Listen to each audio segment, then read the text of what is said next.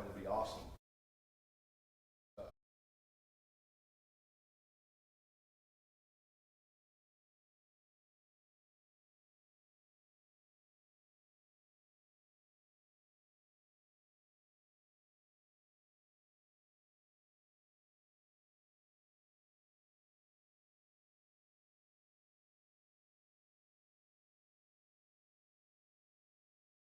All right, anyway, guys. All right, first man up, Tommy Martinez. He's going to be talking to us about power. Tommy, go ahead and come on up here. A lot of y'all know Tommy. Been offensive line coach at Abilene High for a long time. Great man, great coach. And I can say that, really, I feel like it'll be the same introduction for everybody. Say that you're a great man and you're a great coach, because you are. That's why I reached out to you and invited you here. So, Coach Martinez, thank you so much. Thank you. And here we go. Good Webb, a round of applause for this thing together. It's Monday morning and we're getting to talk a little football. How can there be anything? We'll talk about utilizing the tight end in our power game. We use the tight end in a lot of things, but that's the title. Coach Kern, Travis Kern, he's actually our tight ends coach. He played at Abilene High, and coaching there. I guess this is great. Been there 25. I'll go together. Next slide, please. There we go. Came up with like 4 reasons. I mean, there's a lot of other reasons, but creates mismatches since most defenses are set up to stop 2x2s and 3x1s. So we can get a tight end in there and change what they think. Sometimes it's really hard for us to figure out exactly what we want to do with our tight end, because we can't find, on film, we can't find anybody else using the tight end. Nobody's using them. So forces defensive ends to play a different technique. You know, that cat likes to be out there and be a 5 all the time and run wild. You get another guy that's flanking him, he's going to have to worry about double teams and things like that. Kind of changes his mindset. Using 2 tight ends together, one as a tight end, one as a wing or an 8, whatever you want to call it. Really good for securing that edge. It gives you somebody a little bit faster. Some of those linemen pull back to the open side and you want to do things back the other way. And then it adds to our pass protection, sets up our play action. Those are, I mean, there's lots of other reasons, but, you know, back when we used to have to play a lot of the stack teams, that little monster 4th linebacker, usually their best player. So we would get a tight end out there, we'd know where that cat was going to be. He was going to go to the strong side. We'd find him and be able to identify him. Same thing with defensive ends. You know, lots of times their best one's going to go to the heavy side, the strong side. So we identify where he's going to be. Or if he's not, that's great too. At least we know where he's going to be. Draw up the way we kind of block this power. How to do this.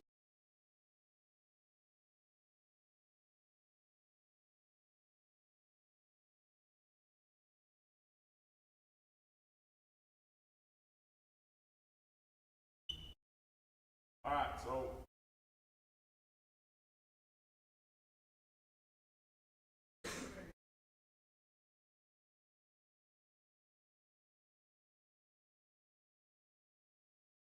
pretty fancy for me. All right, the way that we run our power, and it's changed over time, but the way we run our power, I'm going to draw a lot of this stuff up against a 3-man front, because that's what we see most of the time.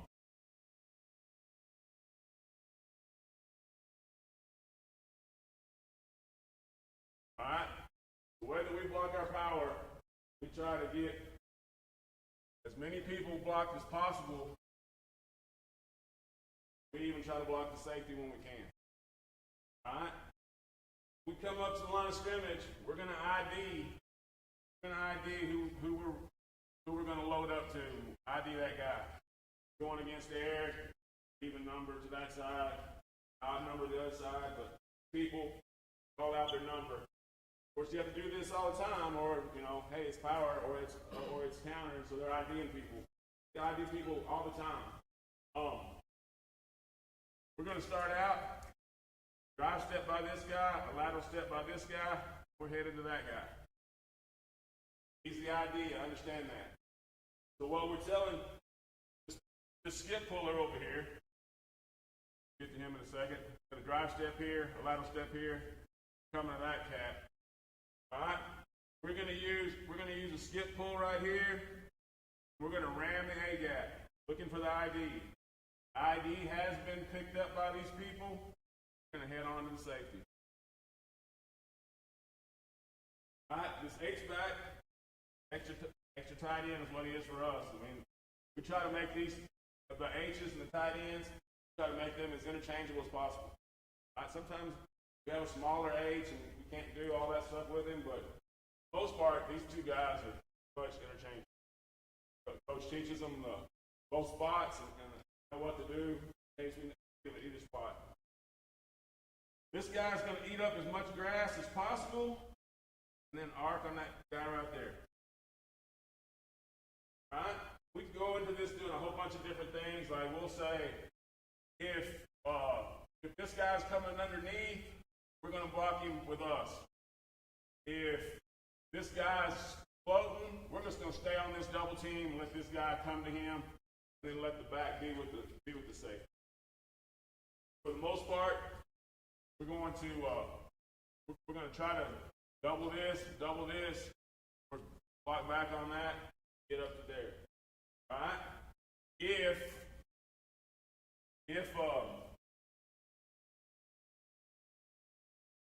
about that. So, most teams, that guy back here on the backside, in that scheme,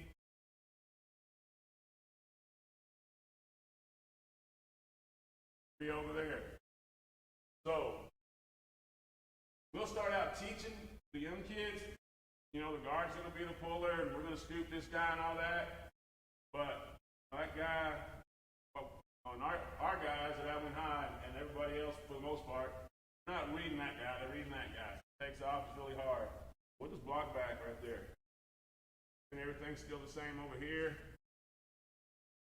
Still the same over here. Eat up grass. Nano that guy. That becomes our skip. Lots of times we'll let this guy, if he needs to traditionally pull and not skip pull, depending on that kid, lots of times we'll let him do that. Of course, this can go either way, but drawing it up to the right. That's the basis of what we do in our power game. Which about 3-4 years ago, that wasn't our power game really. We had a different power game. Coach Rhodes came in, wanted this to become our power game, so more traditional power. So we adjusted over to this more traditional. Same type of deal. That guy's still the ID. He knows he's looking for him. Hopefully he's blocked and he's going on to safety.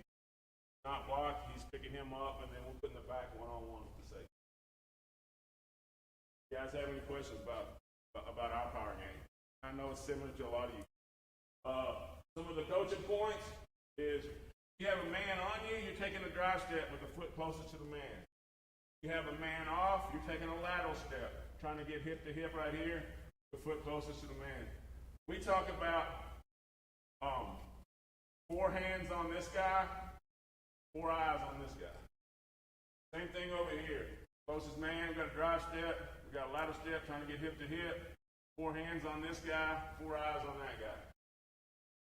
And one thing that I kind of picked up this summer from reading some things and seeing some things is when people get to this guy, all right, start to talk about surrounding him with your feet.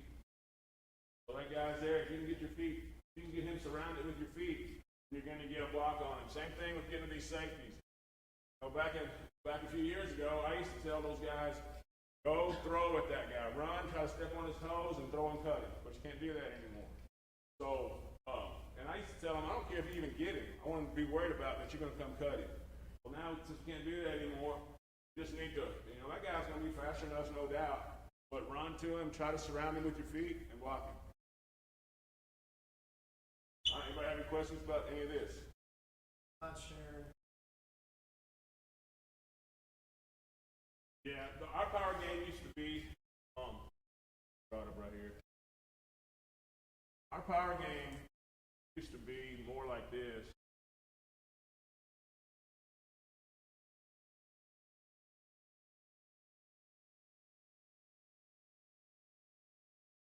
All right, our power game used to be more out the H-back. We're here, and we were here, and then we were bringing this guy to or the outside back. That's the way that's what used to be our power game at one time. We did it with the back, same side, did it from the back crossing over and the quarterback running it. That was the way we did it for a long time. So when we were doing it like that, we had lots of things that tied into it like that. Our zone was the same way. We blocked everything down inside. Somebody else besides us, they're a back or a receiver, somebody will block the edge. So these guys all had the same job, and they still kind of do in some of our zone stuff. We use somebody else other than the H to block him. That's the way we used to run our power completely without an H. People still do that. This used to be called kick for us, and that used to be called power for us. We don't run that power near as much. We RPO off of it back over to the other side some. Most part.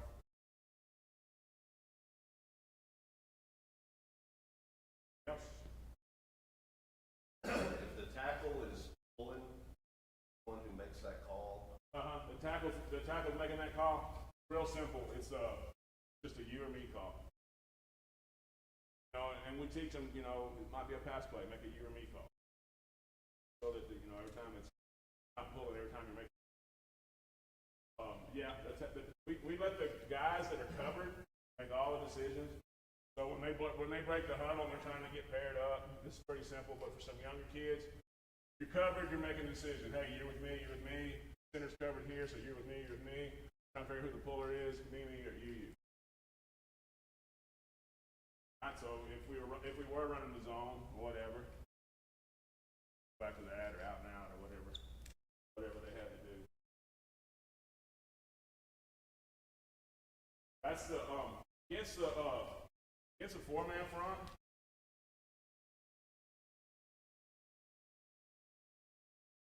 I personally much rather run over to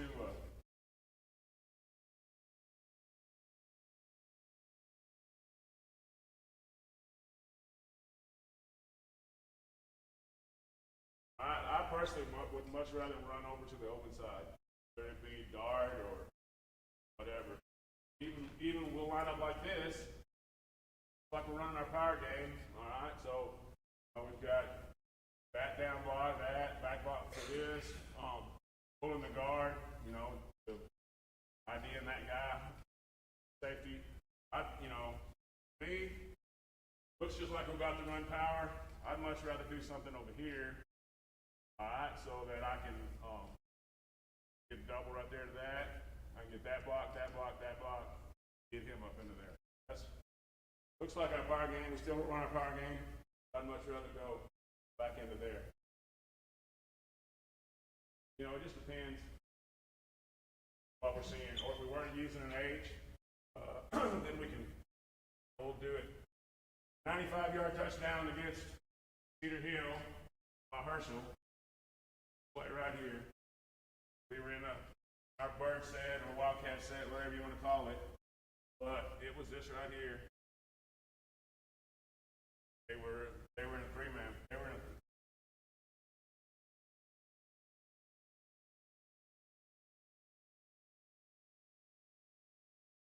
All right, so what we did was blocking back right here, blocking that right there, blocking out and out right there. Guy went across. make the cross, right there. They were pretty good. They were good everywhere, but they were really good on this side, a little bit weaker on this side. So a lot of the game, we chose to attack that backside.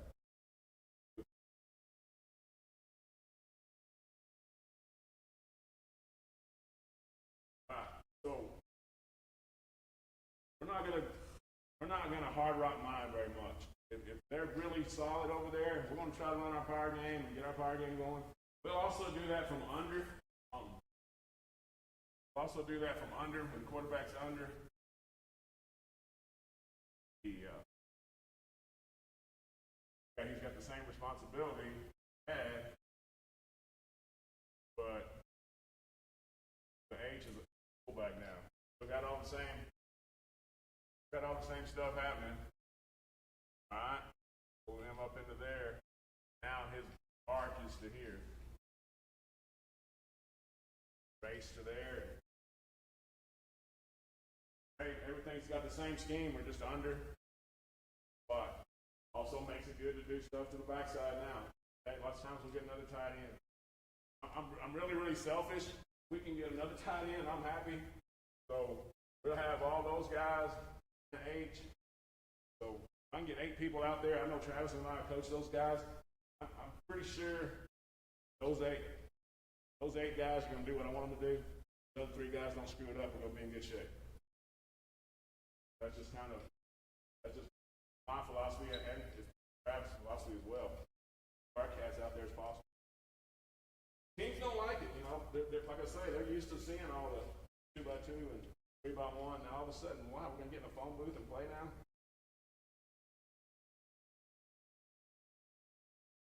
All right, so we got a few clips. Some of them are under, some of them are not. I'll go to your home. Here.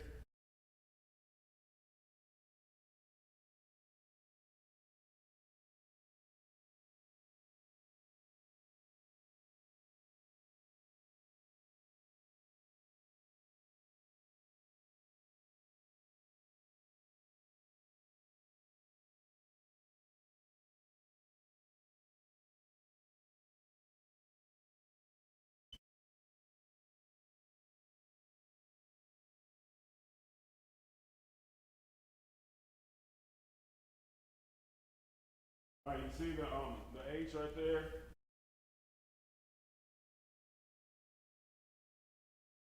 Coach teaches those H's, you know, sometimes they line up for success. Sometimes they're in there pretty tight, close to the center. Sometimes they're a little bit wider. We start out kind of splitting the third man and all that kind of stuff, but as they get older, get where you're comfortable and where you think you're going to be able to help yourself. Double team starting there. We didn't really get the double team started. But we did get to the people that we need to get to. All right, pulling the guard here. Run. That's kind of how I think I'm going to be able to help those guys a little bit. Let's talk about, I don't know, looks like he's just running, trying to get his body against that guy's body, which is probably what I told him. But I think we're going to help him out by saying, we want you to get up to that cat and surround him with your feet. I think that's going to help him out. I mean, I'm sure, all my expertise, I probably say, hey, run out there and find him and get your body against his body and stay against him. But hoping that get up there and surround him with your feet is going to help him out.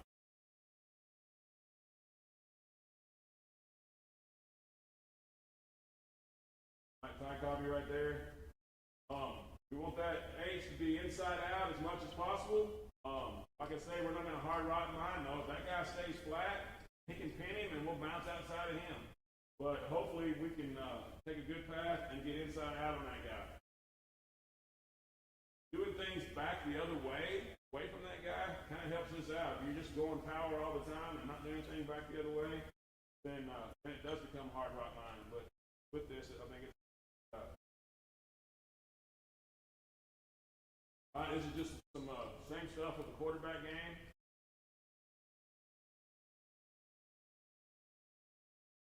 That H H right there. He's not very big. He doesn't play a whole lot of tight end for us, but he did. But he had to some in the spring.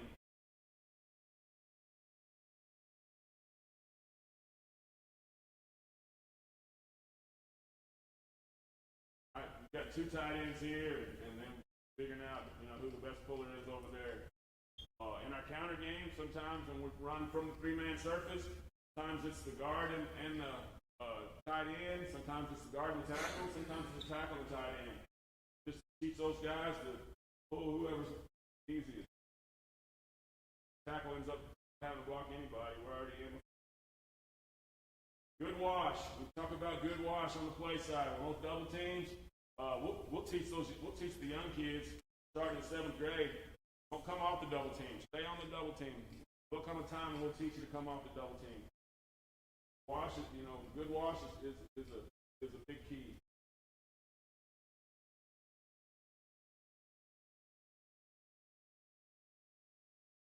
Hey, the back kind of cut it up in there. Didn't follow the tackle. I think the tackle was those guys what to do, but I think the tackle was going to maybe lead him to more. He got out there and got on the outside edge of that tackle. It might have been to the house. From underneath. Said same.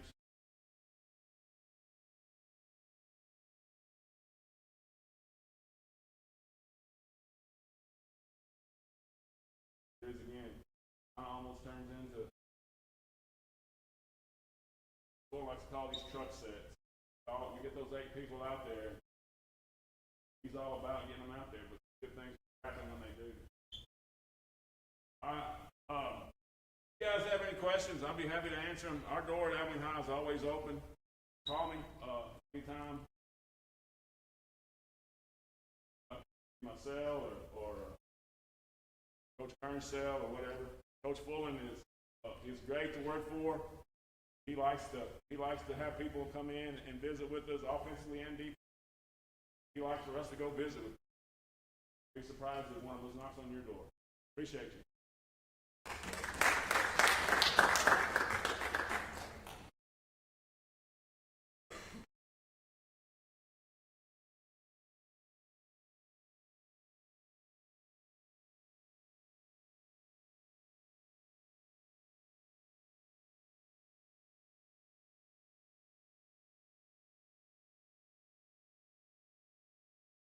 Martinez, really appreciate it.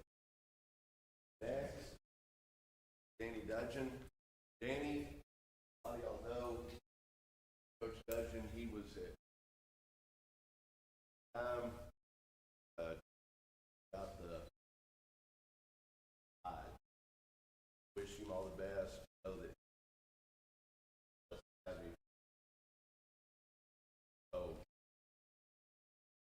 I'm behind you. I'm logging in. Always behind the curtain. Anyway, so he's logging in and all that kind of stuff. Danny's going to talk to us about outside run game.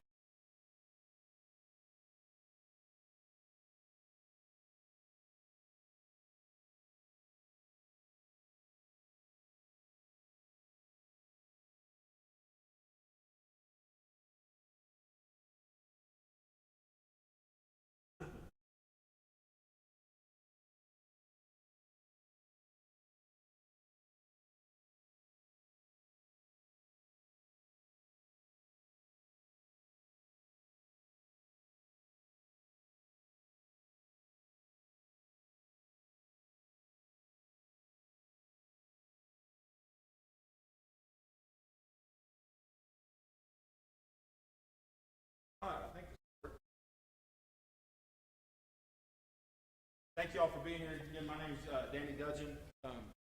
Played under Coach Martinez, ironically enough, small world. Spent 6 years at Abilene Cooper. Like Coach Murphy said, I just got out to Clyde. I actually started on April 5th. So, a little bit of a whirlwind. But Coach Murphy called and asked if I do that work with Coach Murphy here. Told him to come out and help it anyway. We're going to talk about outside zone, outside run game. We used it a good bit at Cooper, and a lot of the clips you'll see it'll be all of the Cooper stuff that we did. So we had a lot of success. Now, some of that I will tell you right now, we've been very blessed at Cooper the last 3 years. Probably the best back I'll ever coach. Some of the stuff you'll see, probably got away with some stuff that not everybody's going to get away with, and you guys understand that when you get a good one, you just let him do that. But while we run outside zone in our scheme is a downhill run game scheme. We are a gap scheme for the most part, but it's a great complement to our downhill run attack. How we teach it, it slows down people that want to play the double fours. Anybody who wants to pinch our inside gaps, trying to our inside run game from being a part of what we do. It's also a great counter to people that are really aggressive front. In a TO we played, I guess my second year there, they blitzed every. But we knew we could get edge real quick, and so we used the outside zone that not a whole lot. And it also forces the secondary to fit properly. I'm a big believer in if we can make guys have to do jobs that they don't want to do normally, our run game, then we're in the betterment of the system. So we want to try to make the secondary be part of the run fit, much like what Abilene High does. We're going to use tight ends. We're going to use H-backs. We're going to give them a bunch of formations. We're going to try to make them fit.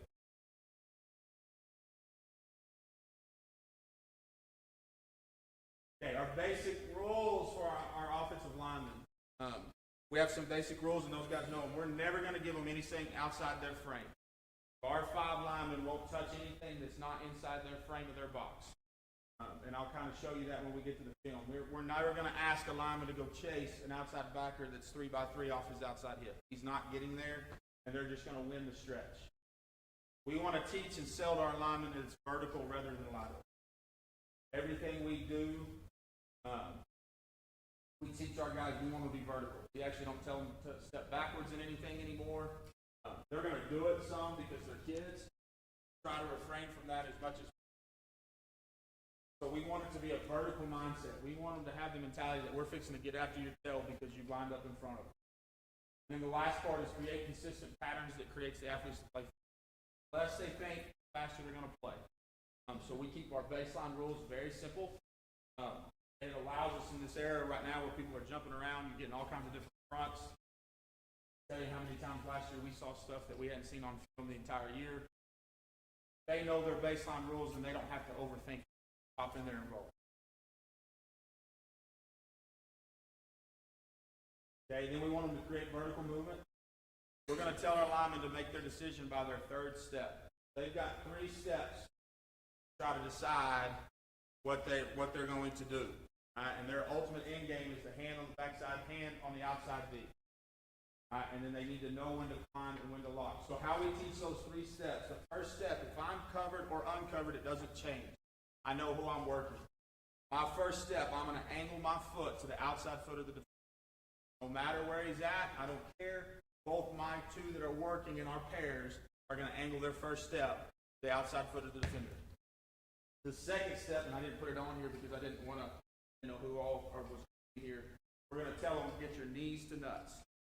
All right? We all got knees, we all got nuts, and so we're going to tell them, hey, on your second step, we want to try to drive your knees to their nutsack. And both of our guys are trying to do that aspect. And then on the 3rd step is where they have to decide. If the covered guy can get his inside hand to his outside V and trade him down, he's going to. So let him go, and we're going to let the uncovered come over. If on our 3rd step that defender is just hard sell to outside leverage, then the covered guy's going to lock and run. Uncovered guy's now going to go ahead and climb and try to get to.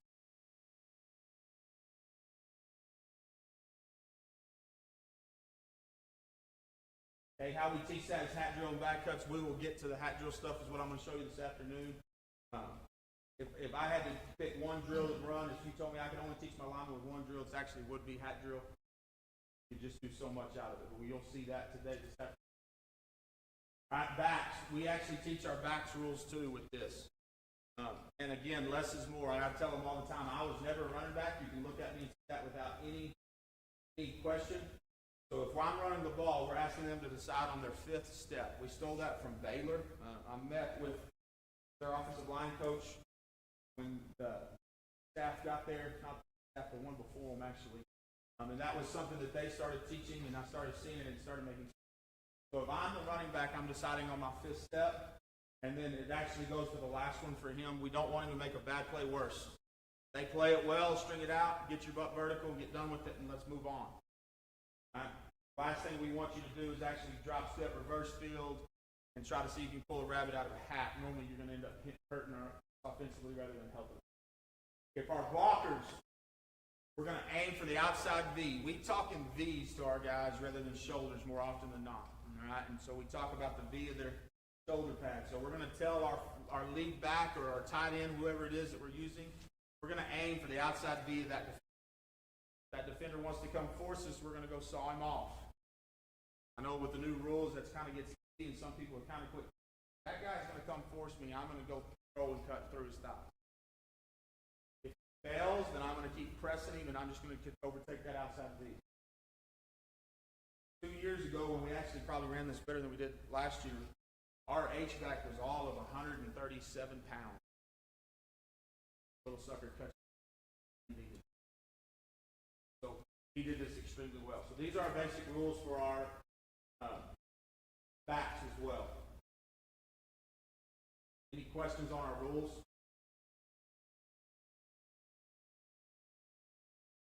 In our backs, the rules, the things that we teach out of this is actually not hard. We call it steam drill. That's their cut drill. And then just our mesh work, how to get their feet to the fifth step. We'll create a bag and make them make a decision about fifth steps, and we'll count an individual. You'll hear me, I did backs the last 2 years. 1, 2, 3, 4, 5. And they've got to make a decision, and they've got to decide off that bag what they're seeing.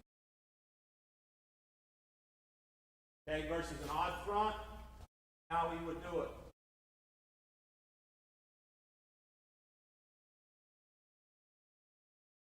Which is what, again, just like Coach Martinez, we see mostly odd fronts now. Changed for me this year, I don't know. We don't normally run it to the tight end side. It's a good open side set for us. All right. What we're going to do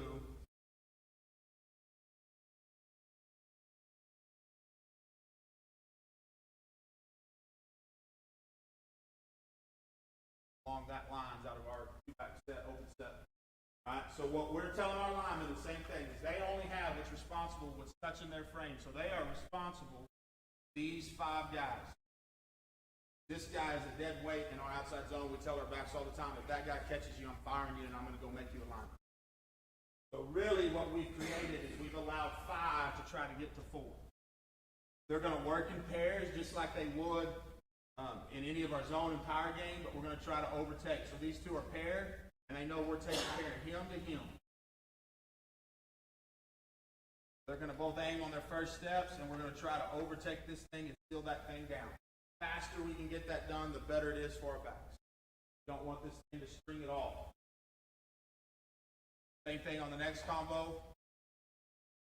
We're turning to back for the next one. Backside tackle is actually a plus player, and people laugh at us, and we had a kid who was a dang good football player, but he would laugh because he was overly the brightest crown of box, but he was extremely talented, and he did exactly what he was supposed to do. But we told him, we said, if you can get under this guy, you don't even have to block him. You can just take off. If you get under leverage on him, you get to go run to the end zone and see if you can beat our back there. So what we tell this guy is we're just trying to take this angle and cut off everything and make it go on the other side of us from where the back's. If he gets a hold of one of them, great. Like Coach Martinez said, same thing, and I was a victim of it a lot when I played. You're probably not going to touch that safety as a lineman very often. You want to, but more likely you're not. So what we tell this guy is just run, get on that line, and try to get under everything you. So now we've left these 2. We're always going to leave one for our back that's carrying the ball. We are going to be willing to do that. He's going to go steam and load this guy. Then on his 5th step, he should be trying to find the alley. We want it to actually cut up tight. We teach outside V's knowing everybody's going to contain outside leverage defensively. All right, so we actually teach that to try to string that outside backer out a little bit more. In a perfect world, we're going to hit this thing right outside of sequence.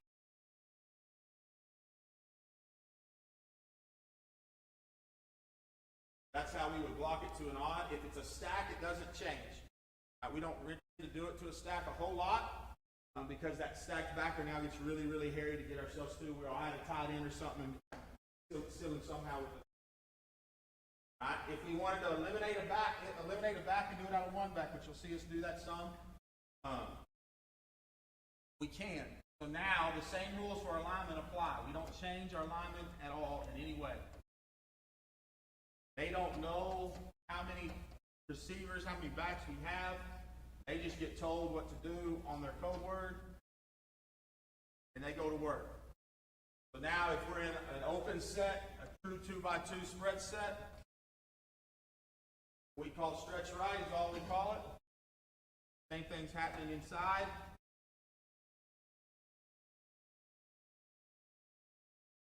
Now, because we only have one back, we now have to take our receiver and do what we call 8-ball, and he's got to go crack. Sarah, you've got to be smart about how you teach it. I understand that. You haven't had a guy over there in a while that's going to go in there and devastate anybody anyway. So we keep our rules for our linemen intact no matter what we see going on. Questions?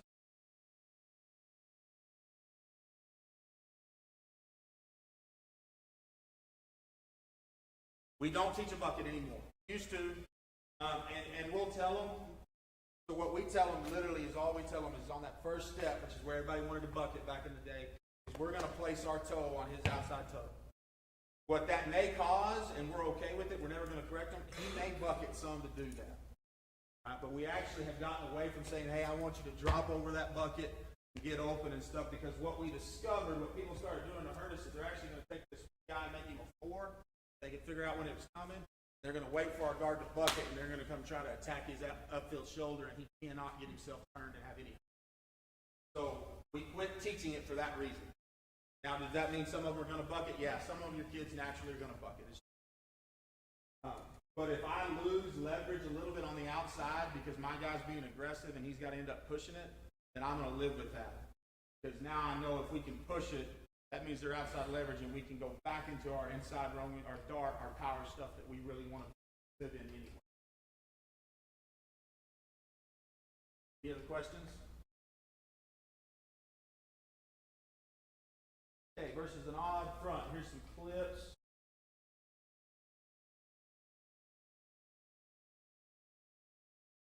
Okay, so this is a 2x our H set. So same thing. So we've got 3 down linemen. So these 5 guys know they've ultimately got to take care of 1, 2, 3, 4. Anything other than that's a plus. Receiver knows because he has a back, he can now go to safety. So they don't have a plus player defensively for our back to make misses. Now technically, and if our tackle does his job, he might cut him off. Tackle up top does a really good job. Really, really good job of getting his shoulders outside V and getting the turn. By their third step, they know right here in this combo, we're trading this thing. Center's already traded down here. So we've got exactly what we want inside. This is that little 137-pound back. He got a force freed by that outside backer. He's going to go throw and try to put his inside shoulder on that guy's outside knee. Put his right hand, his inside hand right through his crotch. Doesn't have to be devastating. It's got to be effective. Same with our 2 guys climbing. They don't do anything special, but they do a good job of getting there. They're getting busy. They feel run. They're trying to get into shins to see if they can't slow it down. After that, get you a guy that can do this.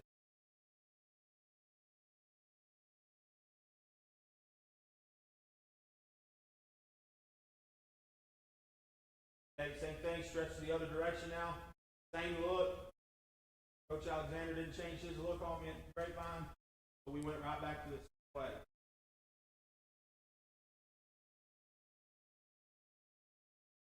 See here is why we teach this step. Now this guy's a 4 technique. We tell our tackles, even if they have a 4 technique, we've got to touch him. Because if we let that 4 technique drive on our guard without any kind of pressure on his outside shoulder, he's going to beat our guard. There's just no way we can do it unless you got a dude that's songs and arms. That guard's in trouble. So this tackle now knows, and you can kind of see here, he doesn't take a great step. But he knows right now by his alignment, my first step doesn't have to go anywhere. I've already leveraged him by how he aligned to me. I'm not opening to go anywhere to try to run away from this guy. I want to get my inside hand on his outside knee and press it to let my guard get himself leverage. Guard here buckets a little bit to try to leverage. He overshoots. But now, because they did that well, he's got a good job of hooking. And this is actually where we want our outside zone to hit. You can see the crease coming right here between these two. That's where when we can get vertical in that seam, we're going to have better odds.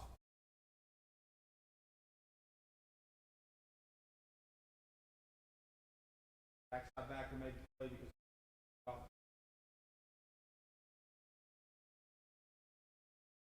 our tackle does a good job. Our tackle's trying to run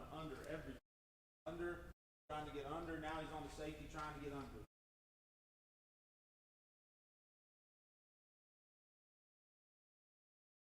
So right here, so these guys should know right now by alignment. All right, my toe is already outside of his toe. I don't have to do anything. Anything here, I'm even. I just got to make sure my first placement doesn't get me overrun under me now. They both do a decent job here at that. Now we've got a chance to get our guard in shape to where he can go.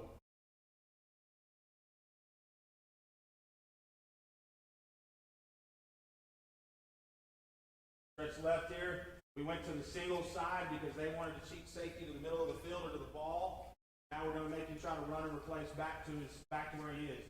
We aren't scared. We do this a lot to the boundary. We're a big boundary football team. It's kind of not common in this era right now. Again, same thing. We know we've got a 4 technique. He does a really good job of not overrunning his 4 technique. Get into him just to make him slow. Now his guard's got a chance. He does a great job here sealing Mike. He gets his eyes to Mike. He knows right now I've got Mike in dead to rights, bang, and I'm sealed him up. So now we've created that outside back. We've got to make a choice. He is on his own. He forces outside leverage. Our back does a great job of filling that. Bang, he's in the seam and vertical. Making this safety have to catch it.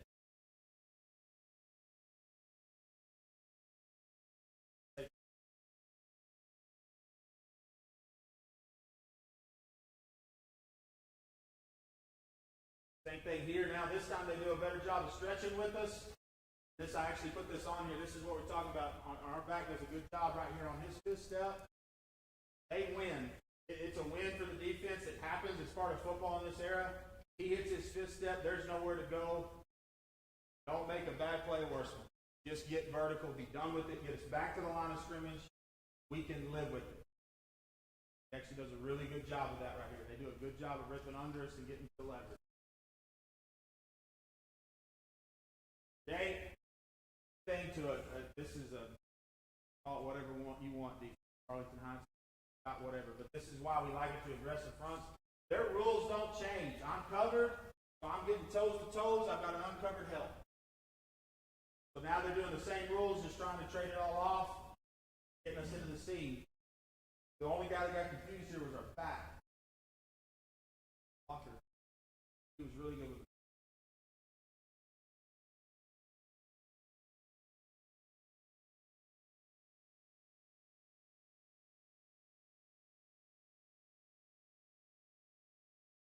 Thing here. Great look at our backside tackle here running. He leverages outside backer through the shoot. Great. Keep trucking. Try to get in front of that safety.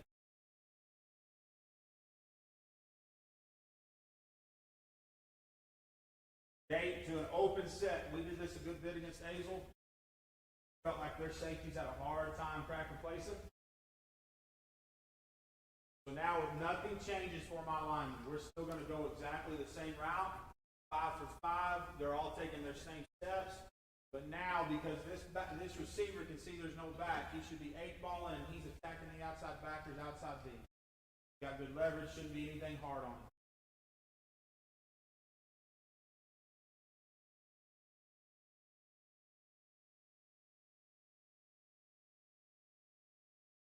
Actually overstepped right there as a sophomore last year. Yeah, he almost leverages this end, wanted to penetrate upfield shoulder right there. We'd have been in a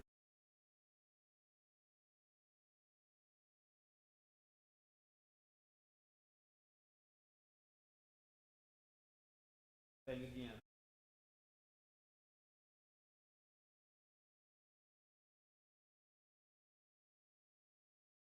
Again, that block doesn't have to be devastating by that spot. There's got this guy right here, not doing anything special. He's just got to get that outside D filled up back to his.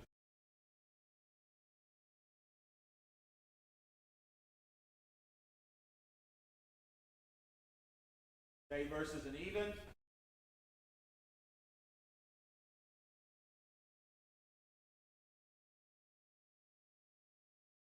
Versus an even, how we draw it up. All right, we do change our tackle a little bit, but they do have to know even and on. All right, if we get an even front,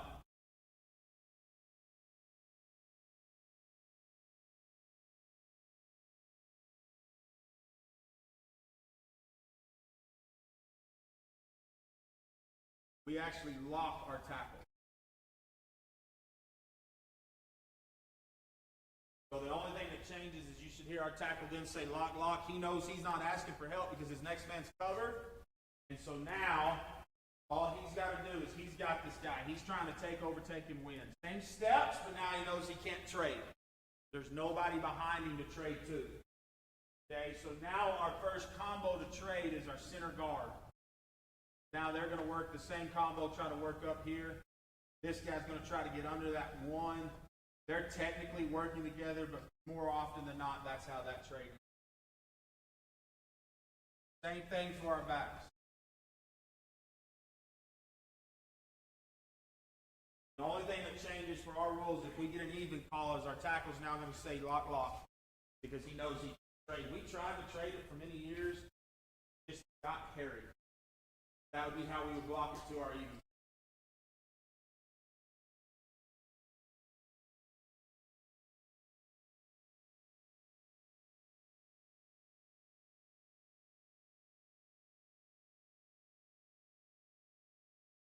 Good look of it here. They actually do a good job. This is Crowley, who has been a 3-4 all year. Slid into an even front against us to our nub sets. Our tackle does a great job here declaring a lock. We just turn everything up and let our backs go to work. There's actually, because of how they align, they don't have anybody for our H-back to even lock.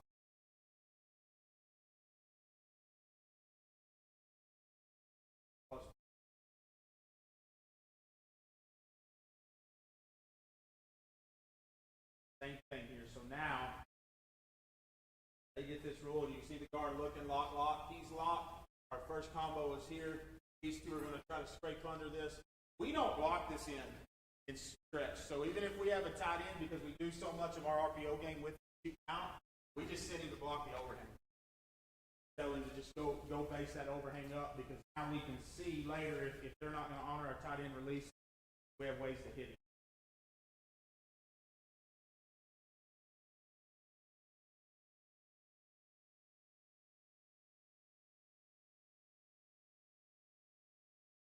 Same thing here, so now it's an even front here. Tackle those, even though he's a little wide and they declare him the end, so he's going to lock there. We can't block this guy, so they're giving him to the running back to do that extra inside backer right there. They got almost stacked and beat. They're trying to get to him, but more than likely what we would do if we knew that was going to be a base, give that.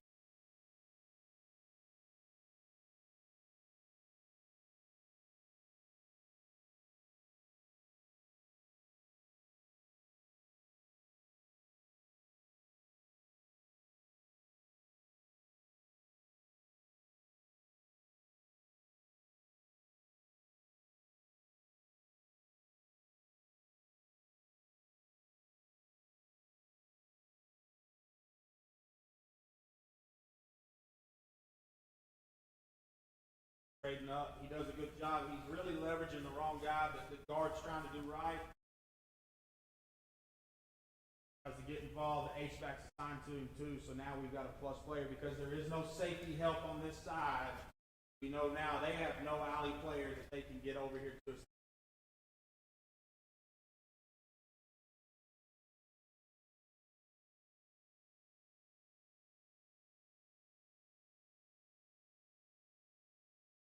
We do a bunch of tackle over. That's common. One thing that is a nice switch. Sophomore is we will run our stretch back to our two-man surface with the tight end now. Tight end should be able to base now. They jumped it to an even against us on this stuff. So now we've just got a way to honor that nub set for people that's kind of an odd set. People get over and tackle over and they don't ever go away from the surface.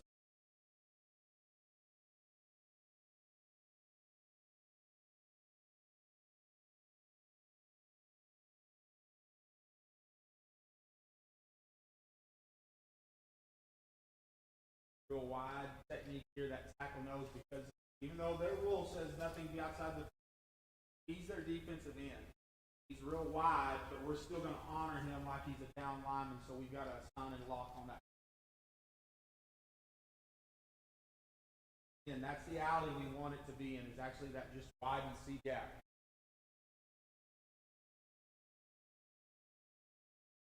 All right, if y'all have any questions, this is my email and cell. If you have any questions at all, didn't need anything from us, same thing. You're more than welcome at any time to come. Love to help you. If you want this presentation, just let me know. I don't mind sharing it with you on Huddle. None of it's mine. I've stolen it from many, many people and kind of put it together in our own way. Thank you guys very much.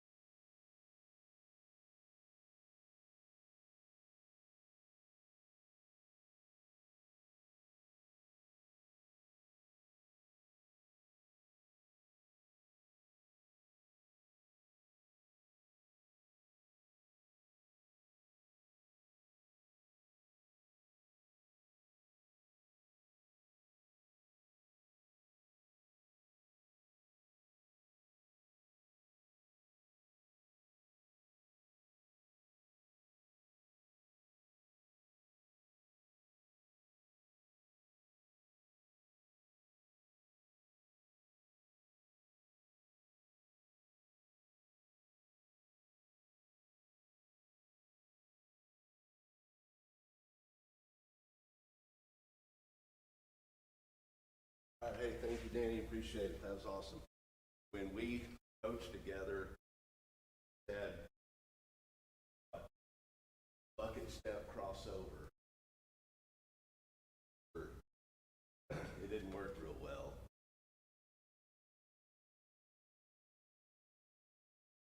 JC was our left tackle. He was dang good. He was Vandergriff against Vandergriff. I mean, he's doing exactly what we coached him to do. Bucket step crossover. And anyway, and so we really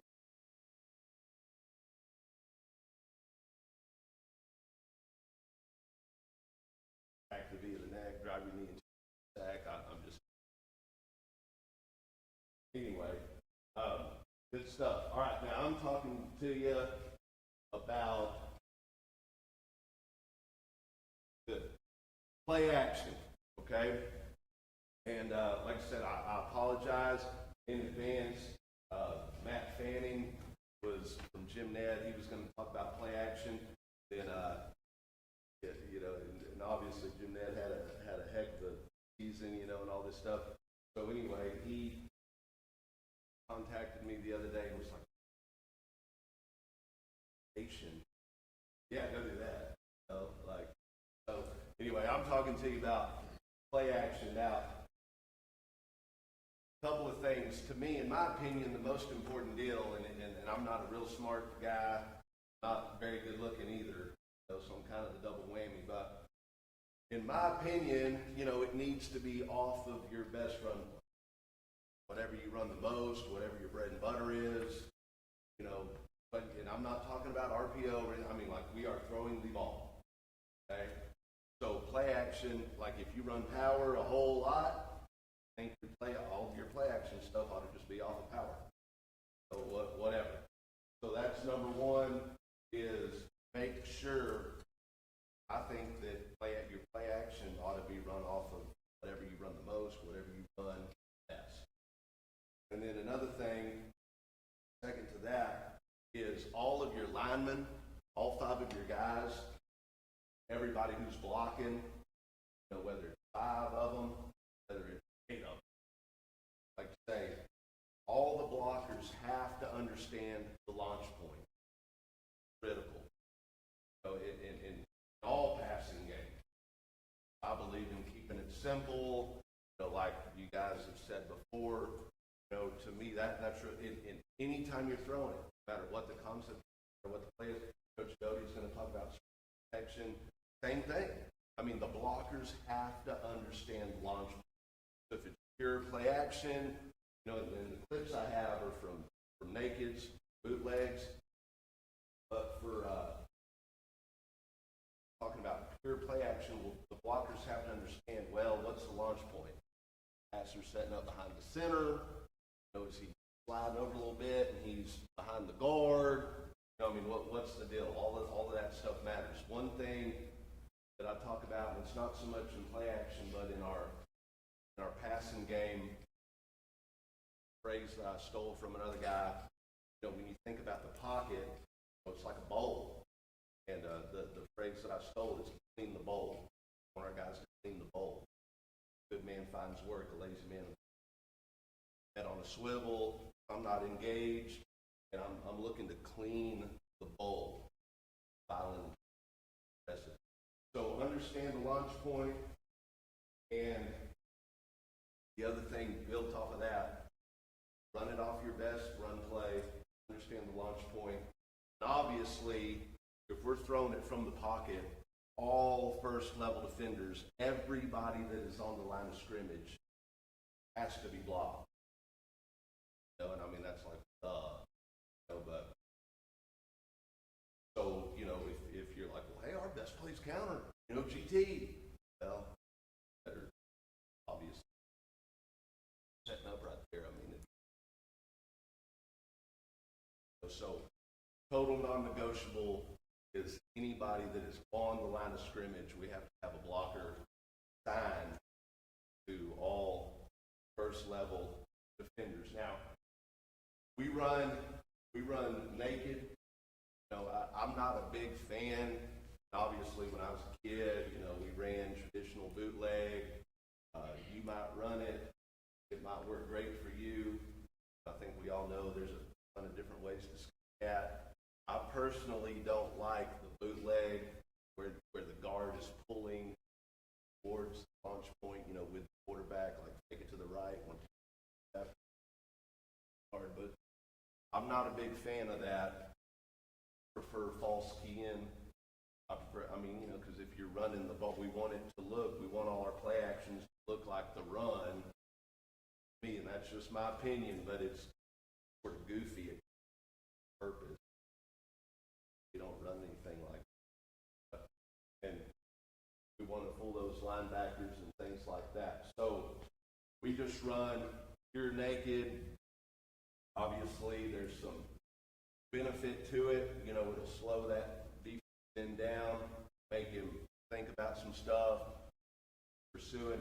I really like what Danny said about, that backside tackle.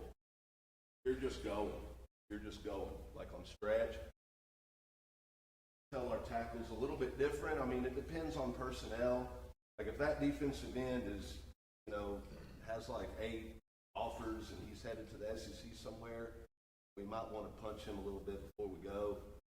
Stuff like that, kind of know the threat. But with defensive ends and play action plays into this so much, it's my purpose in life. I want defensive ends to hate playing us. And I think as an offensive line coach, or if you're an offensive coordinator, you're a play caller, some of y'all are head coaches, I love the mindset I always think about, I want the defensive ends, when they're getting ready to play us, I mean, you know, within the first series or two, and that guy's been read, he's been kicked, he's been faced, he's been reached, he's been cracked. You know, and that's just on one drive. Slow that guy down, give him some things to think about. Well, am I going to pursue this play? Am I going to hold for the quarterback? You know, where they ought to just be doing this. You know, hopefully that's the idea. So we've got some clips. They're both from running our naked, faking this one right here. We're faking the run to the right, quarterbacks off, left, I believe, faking to the right. Go. Okay, so let's see, even front, four-man front, this first clip, we don't do a very good job. We want it to be aggressive. You know, look at this middle linebacker right here, guy with the pink pads right there in the middle. Check him out. So we do a poor job right here. Well, is he reacting to the run? Not at all. So it would be real nice to throw it to the tight end on that drag, but we can't because number two, way that Mike linebacker's in the way, did a very poor job up front.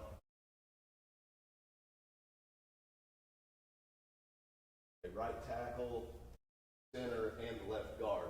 I mean, 3 out of 5 screwing it up ain't very good, obviously. So he needs to go. He needs to engage. I mean, we need to go on. This looks like they're high hat. I mean, that's like a pure pass set in the middle. That's not what we're after. Not what we're looking for. Okay.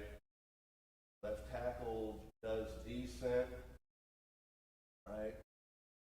But so the coaching point, and we're just faking our zone right here. Aggressive, same rules apply, man. Let's just go. Threat to man over, step for success. Like I say, I love via the neck, knees to nuts. If you're covered and you attack play side B, let's go. This tackle would be the play side tackles. We're running our naked left. This left tackle, I tell him the verbiage I use is clean the line of scrimmage. Clean the line of scrimmage. Clean the line of scrimmage. And you're road grader. Clean the line of scrimmage. Okay? Be mean about it. Like you're looking for a rib to break. Clean the line of scrimmage. Go, go, go, go, go. And also tell them you're cleaning the line of scrimmage and you're peeking for a chaser. So, you can, and there's some different techniques. I know some guys call it an O-block or a whip it. That tackle will squeeze. You'll come back and try to pin the guy who might be something like that. But this is one example, and it's poor, and it affects the play. Those linebackers are in the way. They're in our passing window. It'd be really nice to throw to number 86 right there, but we can't. That Mike's not committed. Run. Ball. Okay. Go to the next.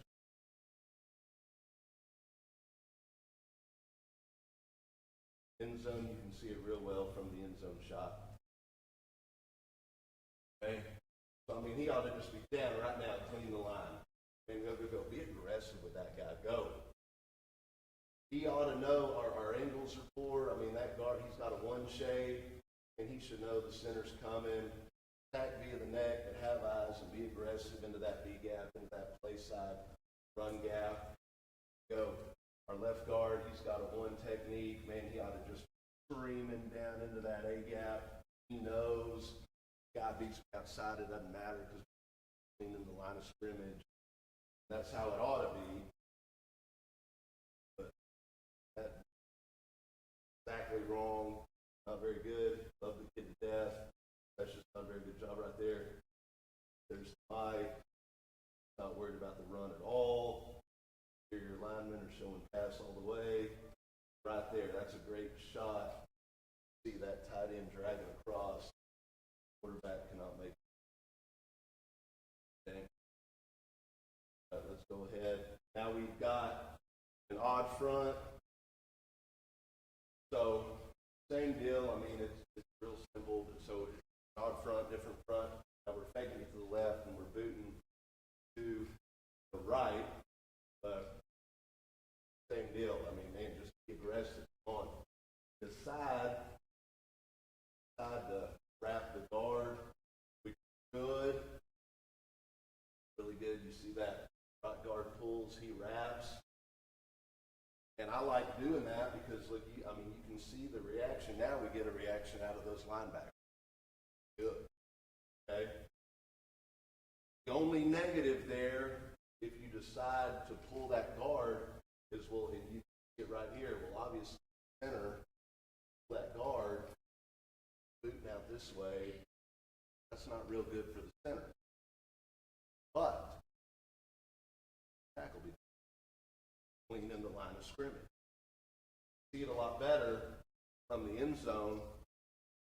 It ends up, that nose guard should end up getting sandwiched between the center and that. So it works out really good. I like pulling the guard. Okay? Our tackle, again, love the kid to death, but man, that is exactly wrong. What you do here, that's not what we're after. Look at the right tackle. He just, like, yeah, hey, go kill him. He's going that way. Very good. Okay. Probably got a little awkward on Saturday morning. And you know, that's probably like the best athlete on the team for us, and he's wide open. So, throw him the ball. But we can't because of what the right tackle did. So, let's look at it.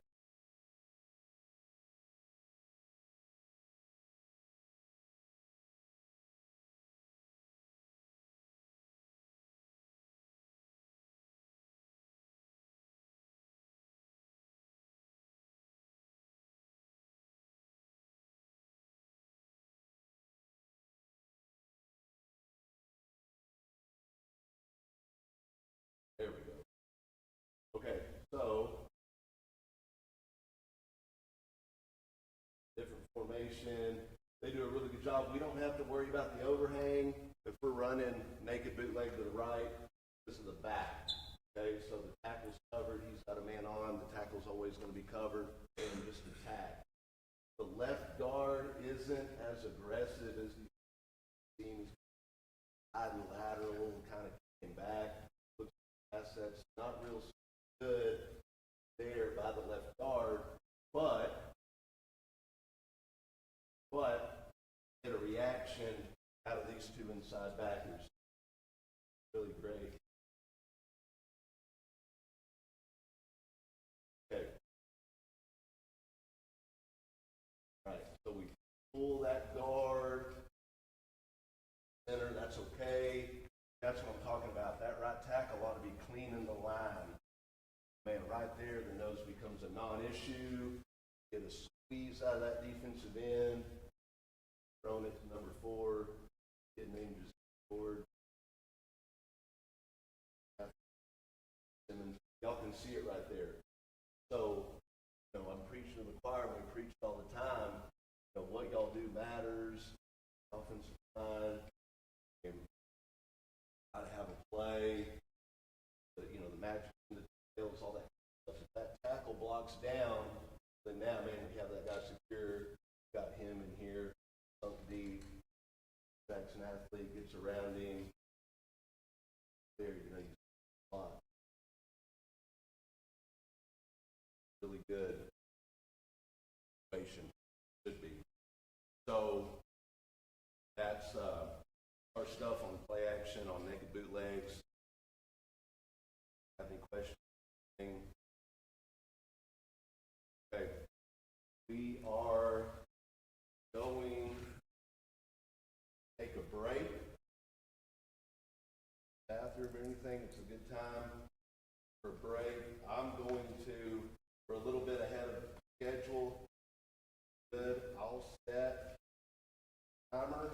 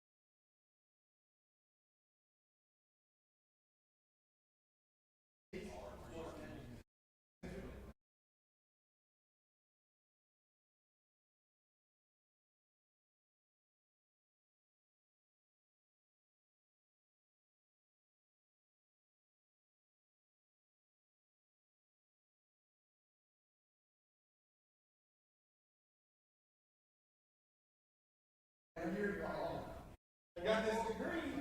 One more year, Paul.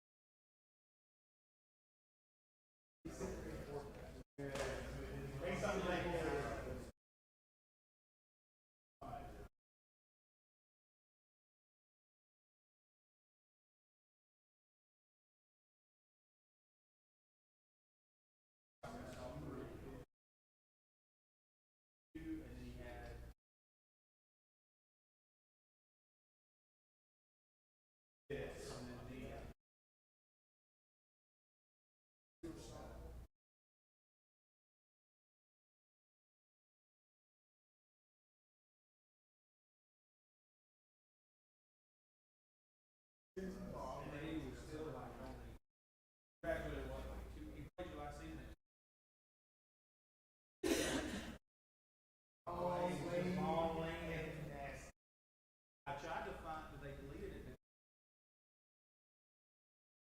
He ran down, they all ran through it. Most one they run away.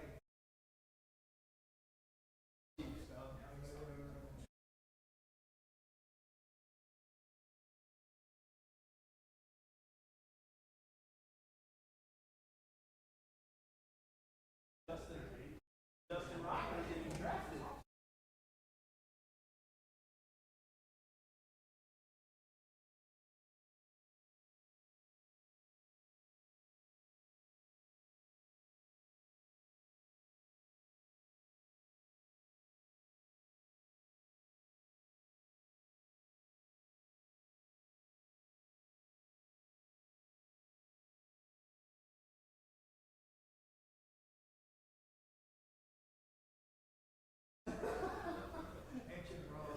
Still run like he goes.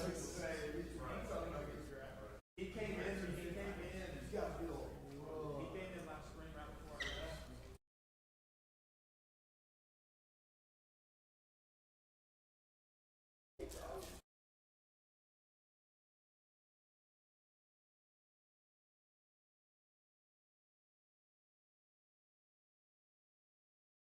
We'll see how good he was. He looked really good this year, but he hasn't won that All-American. He said right.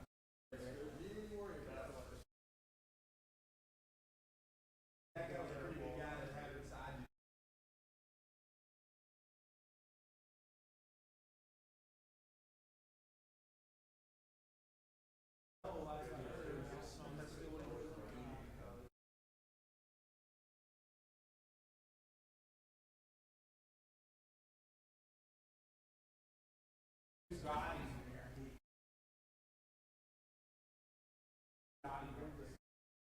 Supposedly him and Tyrese were both going to go down.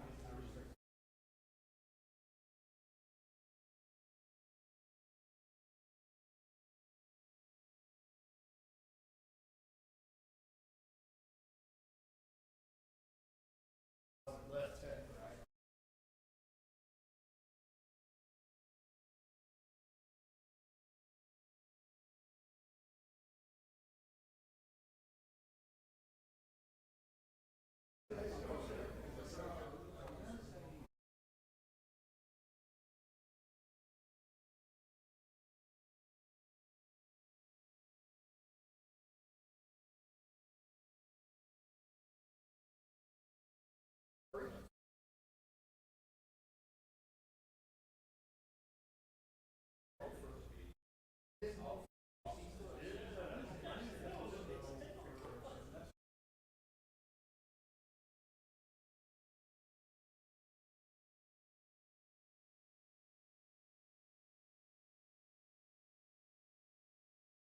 There was some Cooper connection.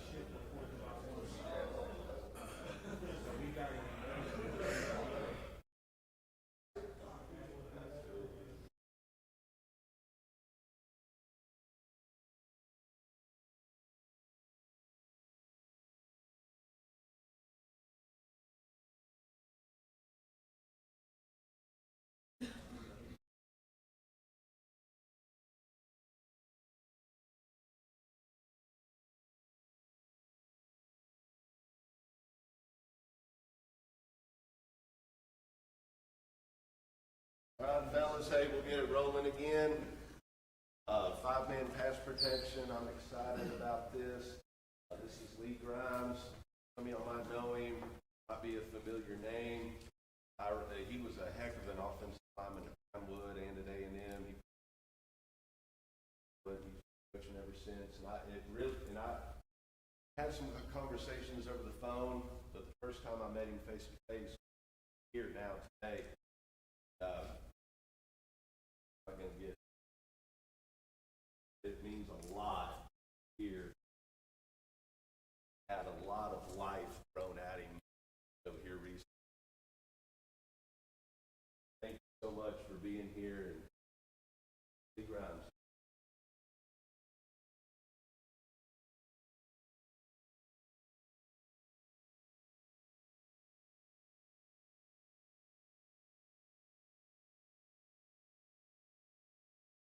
Oh.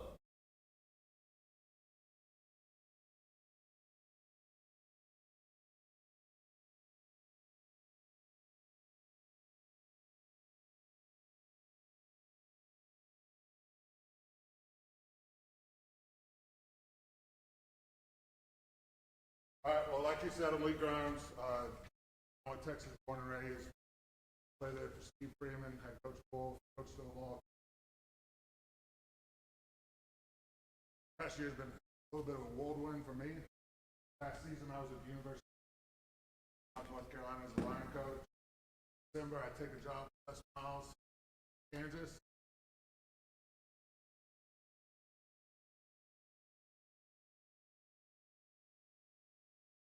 Go through spring ball. Take a job at LSU. There for about 2 weeks. My wife's dad called.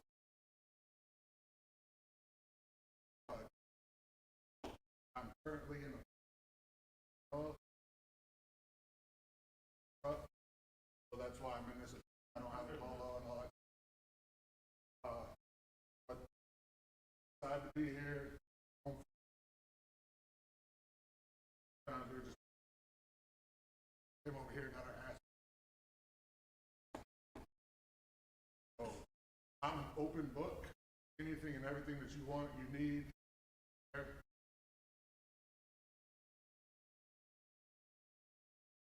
Section with a fun game, big stretch counter guy. Anything and everything y'all need. Back then. Freelance a little bit. Countries.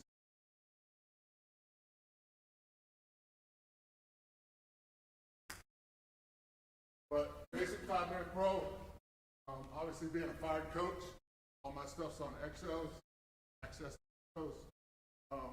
So sit here, walk and talk y'all through it. Really basic. Questions y'all have, fire away. Get on the field and do. So when we're talking basic 5-man pass protection, I'm a big vertical set guy. So when we're going 4 down,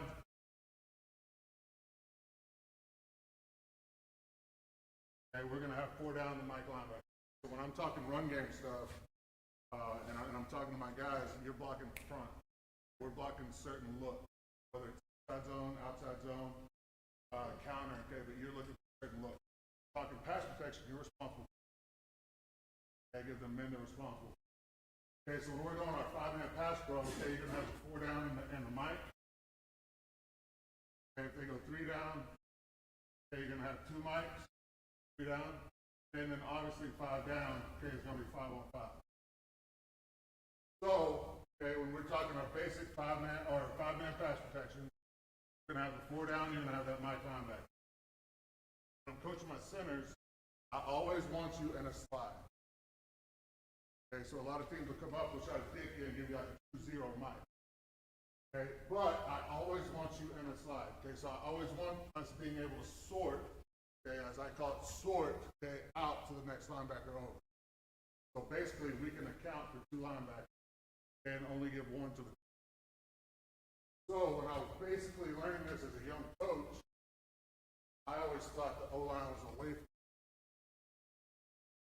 from but Jimbo kind of opened my world a little bit. He came to A&M, and I was there with him for 2 years. He always had hot routes built into his 5-man pro. Sometimes those were on the 2-man side, sometimes those were on the 3-man side. Okay, so that line of thinking kind of switched for me a little bit. Okay, so he always called it, gave us a right or left call. He called it 4 Roger or 4 Louis. And that just told us which way we were going. Quarterback kind of handled everything. Okay, so this is 4 Roger. Okay, we would be in a 4-man slide to the right. Okay, accounting for those 4 guys. I'm a big vertical set guy at tackle. Okay, inside guys. Okay, y'all are setting the depth of the pocket. Tackles are setting the width. Okay, backside, you're locked on right there. Obviously, you don't have a running back. Okay, so that backside tackle could be the backside guard and tackle. You're responsible for that running back's path he comes. Okay, so you'd be in a squeeze right there if he were to come inside. He comes outside, he's on the quarterback. He comes, quarterback knows he's hot. So he knows he has to get that ball out quick. I go down, he's going to the mic. Okay, if the mic drops, and they bring that nickel from the field, I'd expect us to pick that up. That's what I mean by okay, they'd be in that 4-man slide to the right. Center would be the triangle reader. He'd be posting here. Eyes are to the mic, to the 3 technique. That mic drops, his eyes immediately go to that 3 technique. 3 technique comes out, and we take him. Okay, guard knows 3 technique goes inside. I can keep setting. I'm on the slide side. Tackles the same line of thinking as that guard. The end goes inside, the eyes go outside.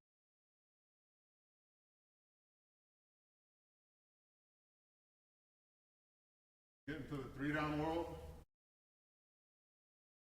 Everybody's kind of playing that Okie look, as we call it.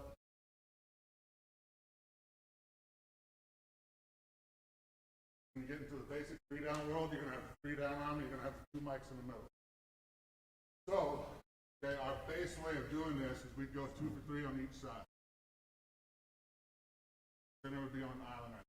Quarterback always has the freedom to redirect us one way or the other. And we get pretty complicated with the calls. Big complicated guy, want everything confusing. Okay, so the quarterback wanted us to go 4-man side to the right. He would tell us right. And if you want us to left, he'd say left. Everybody has all these complicated calls and ways that they're trying to reinvent the wheel. Okay, football's been played long before I was around. Trying to over. Okay, so that quarterback can control everything. He can override anything that our center says. Okay, but when the center comes up, he goes, hey, 3 down, 2 mics middle, they're both going to be in double duel. Okay, so when I'm the guard and I'm in a duel, my first read is that linebacker. My first responsibility. Drops, okay, you want him setting a little bit off the ball. If he drops, my eyes immediately come out here to the DN. On the tackle, I'm vertical setting right there. Okay, that DN, based on his movement, should tell me what's happening. Okay, very rarely is he going to play the B gap, okay, with nobody playing that C gap outside. Mike wrapping, could be the nickel coming off the edge, whatever it may be. He's playing vertical kicking right there, okay, but the guards drive everything in.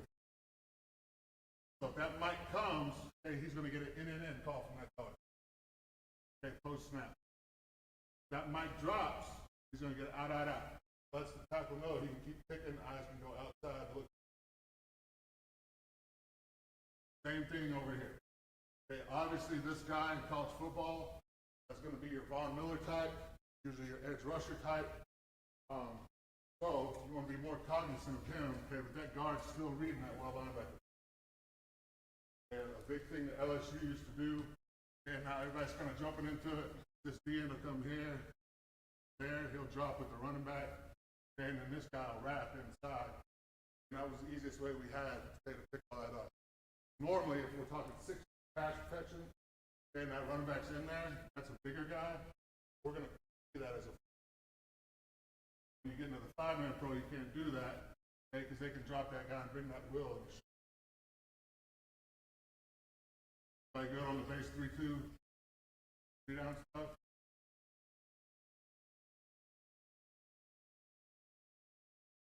I don't know how much y'all are seeing this in high school. Kind of the new thing that Clemson and Iowa State, those guys they're trying to play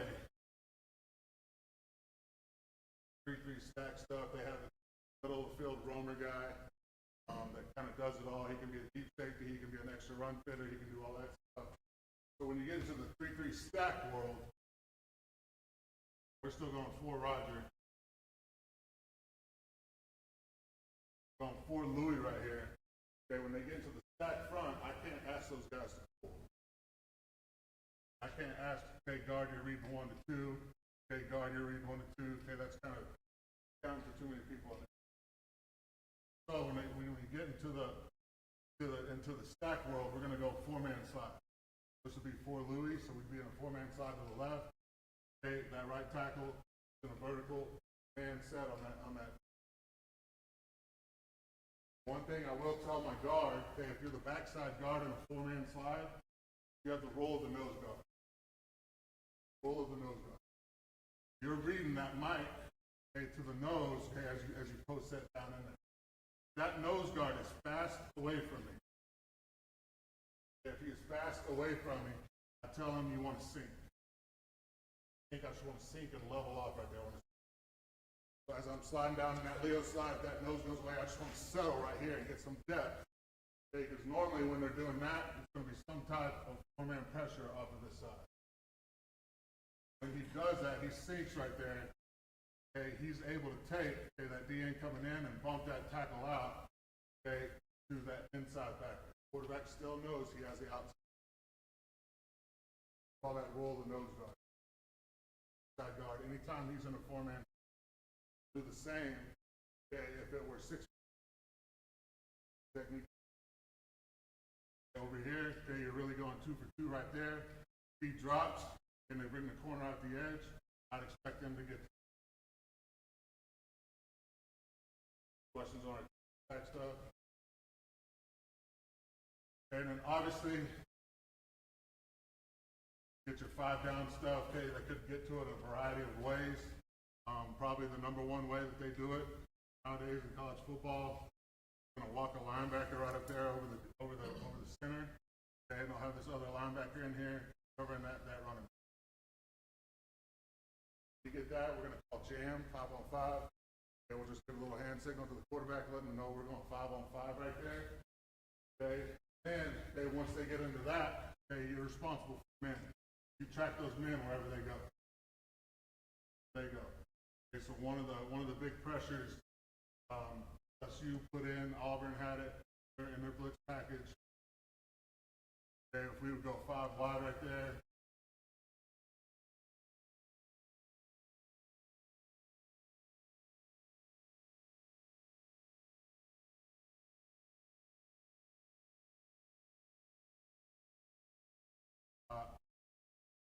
Boundaries. Okay, one thing that they would kind of do on 3rd downs is they probably in the SEC plays late roll this guy, snap, he would haul ass and cover number 2. Okay, and they would way that we at that had a really athletic boy starting. You're attached to men. You're attached to men. These guards and tackles, your man sitting on those center, you're sitting on that linebacker. When he drops, okay, you are picking the side that he drops to. Obviously, if you don't have a really athletic center, okay, hopefully you have a smart quarterback. See that coming? Got you. Other than that, like, you gotta get the ball out. Hopefully you're running some type of out route or something over here where that mic can't get. But that was one of the toughest looks. Other one would probably be double A-gap mug. A lot of it from Mike Elko on 3rd down. Have these backers walk up here.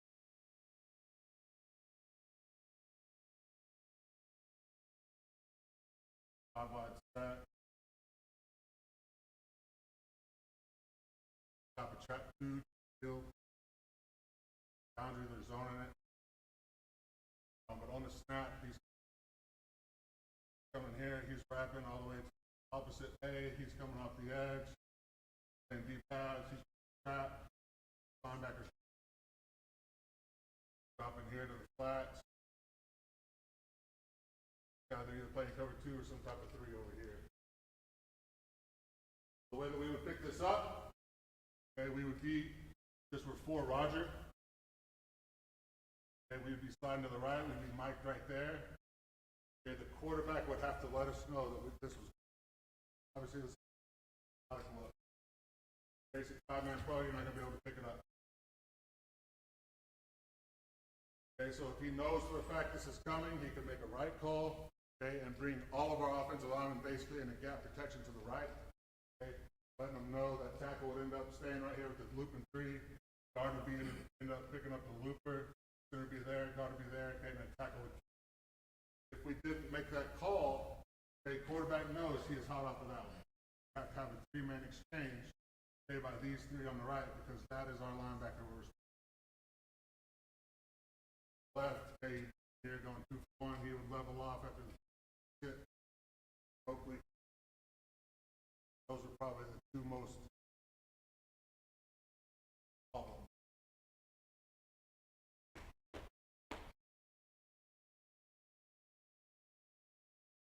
Wish I had film to show y'all good stuff of centers. I'll pick.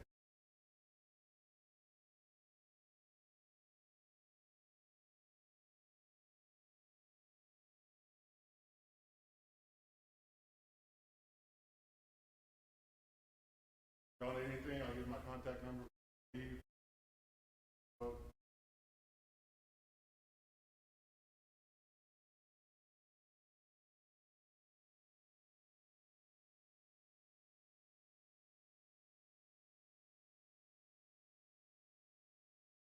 Those other babies.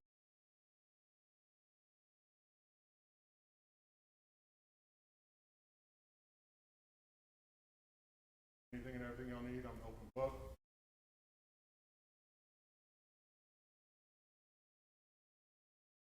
Practice. One-on-one. I get the wife and boy settled in Amarillo, which is cluster right now.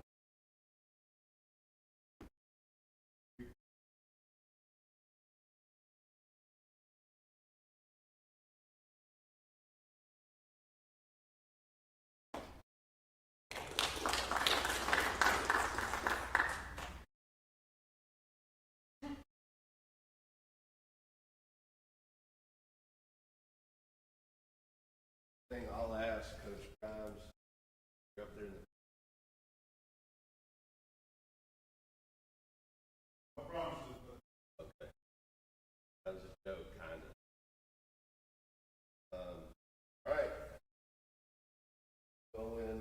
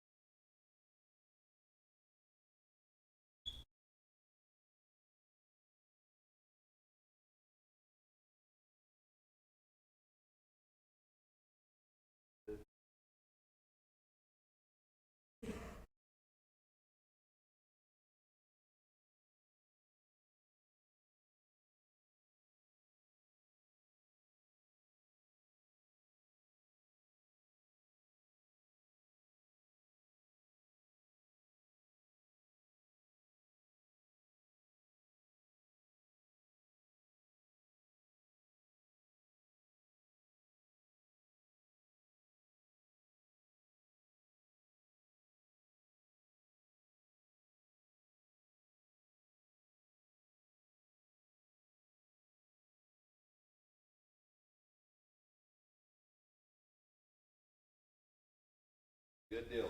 So this is piggybacking off of that slide protection.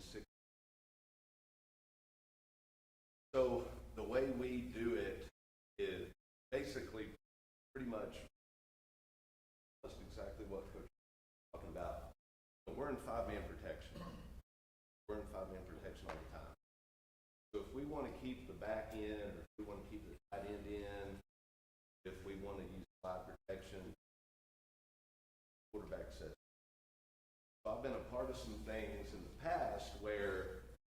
slide protection is predetermined. We're running this play, so the offensive line is sliding left. Play. And, you know, it can work, and I've seen it work, and if that's the way you do things, that, in my opinion, it's better slide when you need back, L, and you L slide to the right. Whatever, makes a call for that and stuff like that. So with our pass protection, like Coach Grimes was talking about, I'm sure it's the same or very similar for all of us, but basically for us, it's as simple as the offensive lineman needs to know if he's covered or if he's uncovered. And I mean, I'm smart enough to figure that deal out, right? So I'm either going to pass set the guy who's in front of me or I'm reading the linebacker. And I tell our guys, a combo call, just like you would make in the run game, great pass protection. We've got hands on first level, eyes on second level, sort them out, all that. So it's pretty universal, and I think pass pros all a lot of similarities. But so our offensive lineman, you know, and the center's the communicator. He does all the talking first and everything. So he's either, hey, I'm going to pass set this guy who's in front of me, or hey, I'm reading the linebackers. Obviously tells the guard, hey, we'll pass that. Or hey, double team, combo, he makes that call, whatever. Right? So right here, and it's all at the quarterback's discretion. So, you know, they roll a safety, whatever, he can tell there's a lot of edge pressure, then hey, slide left, whatever makes sense. So right here we've got an even front. You can see it better on the wide angle, but anyway, we can tell pre-snap they're bringing a lot of pressure over here to our left. The quarterback, his answer for that is he tells the running back to stay in. Good call. Now, kind of screw it up a little bit. You'll see that when the play starts running, but it's a real simple deal. I mean, the tackle's covered. Pass setting that in. I mean, they're covered. Pass set in front of you and all that. End zone shot. But just like what Coach Grimes was saying, the way that we teach it, the way I teach it, these offensive tackles, well, the tackle's going to be covered, but then the tackle needs to know, do I have an inside threat? If I've got an inside threat, you know, like if my guard has a 3, well then what we teach, vertical set with an inside drag hand. And, you know, that takes care of a lot of twists, whatever, stuff like that. And that end decides to cut, whatever else. So a vertical set with an inside drag hand. So, you know, be there to help, things like that. But we get it rolling. So right now, seeing edge coming from the left, quarterback tells the back to stay in. So for us up front, any type of call, I tell our guys, it's like the icing on the cake. It's good news. Like if the quarterback tells you something, it's good news. So he's telling you something that's going to help you. Like we're prepared to pick up everything, 5-man protection, but like Cooper, Coach Wolf was our offensive coordinator. So like we used to, have some lively times, we kind of cuss and discuss like we do sometimes. I used to tell him, we can block 5 of them.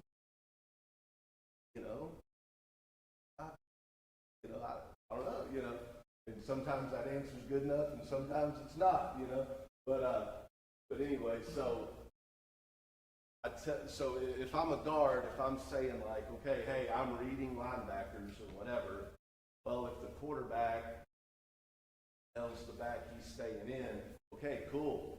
Well, then I know as the offensive lineman that I'm no longer responsible for the left edge. Quarterback just, so my job just good news. So offensive line, I'm sure just like y'all do, we tell them, hey, y'all are inside out. Back stays in, he's outside in. That's the way we do it. So get it rolling right here. There he is walking up. All right,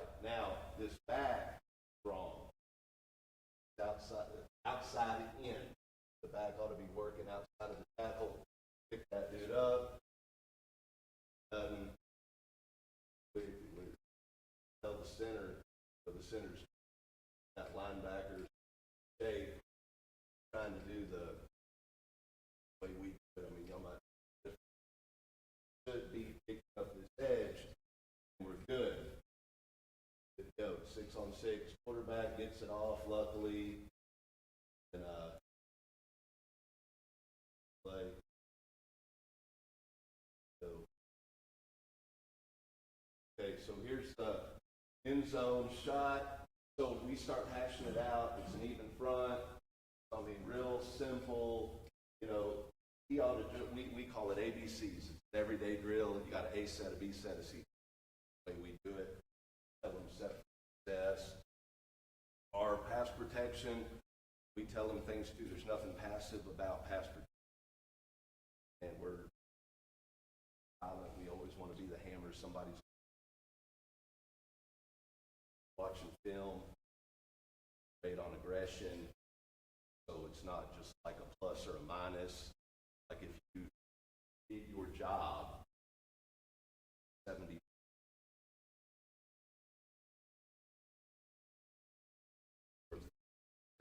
linemen based on aggression. Like your play. Really get you if you're in a perfect stance and you're aligned perfectly and you're aggressive as hell, and you do. So this tackle does not have an inside threat. So for him, I mean, that's just okay. Now they got to get to talking. They got to communicate. We tell them, hey, the center's in charge. He's the captain of the O-line, like whatever. I mean, the center's direct traffic. So he's got some choices here, and I say, as long as you communicate clearly, you cannot be wrong. So he's either going to say, like, hey, I've got him. He's going to make, like, his solo call, okay, which tells guard, okay, well, you vertical set with an inside drag hand, and now you're reading the linebacker. Okay? Or center can say, hey, I'm reading linebackers. So then that guard would have to make an A set, C, where he backer. Or center's going to make a combo call. Okay, we got hands on first level, both reading. So it's up to the center. I just say, hey, communication solves problems, it prevents problems. Y'all communicate. Can't be wrong. As long as you communicate and execute what you can. They just got to hash it out. Tackle, he has an inside threat. He's covered. Hey, it's a C set, but he's got to make a vertical set with an inside drag hand because of that 3. Okay? This is plain view, and they like to twist a lot, especially. So, vertical set with an inside here. That part. Now, the quarterback, you know, he pulled the back in, all of them. Hey, the back's staying in. Okay, so he should be picking up this edge right here, 16. See it right here? We're in good shape.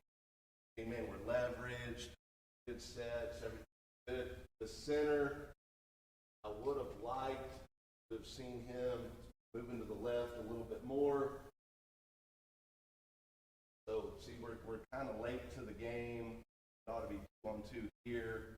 He should be on the edge, okay? I mean, as far as the Wiley Bulldog, that's what we did for us.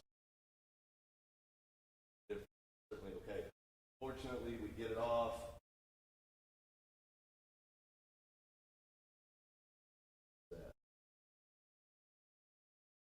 Okay, next play. All right, so now we have an odd front, different front. Obviously, something's going on over here to the left, that pre-snap. So, different front, so things are a little changed. Things are a little bit different. Again, so the quarterback, he can tell something's going on, so he tells everybody, hey, the back's staying in, and the back's staying in to the left. Okay. So, the tackle is exactly wrong here. Not very good. The way that we do it, the way we want to do it, cover, he has a defensive end. So, and he has an inside threat. I mean, that left tackle and the quarterback just told him back staying in on the left. I mean, obviously we have a call for that and whatever and stuff like that. So this left tackle should make a vertical set on that defensive end with an inside drag hand. But he doesn't. So, you know, bad clip, rush, but it's a good tool. So I really don't know. This was our playoff game and we lost, so we didn't film the next day and all that kind of stuff. I'm assuming what our left tackle was thinking was he got the slide call. I don't know, but anyway, not real good right here. So should they run a little twist, left guard and left tackle should pick that up. The back should pick up first defender outside the tackle. Now we talk about cleaning the bowl. The center does a heck of a job cleaning the bowl right here. That is something good. Center nasty right there. But obviously, and there's number 4 again making a heck of a play. So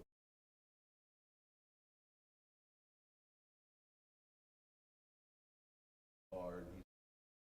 Technique. Great young man and Simmons.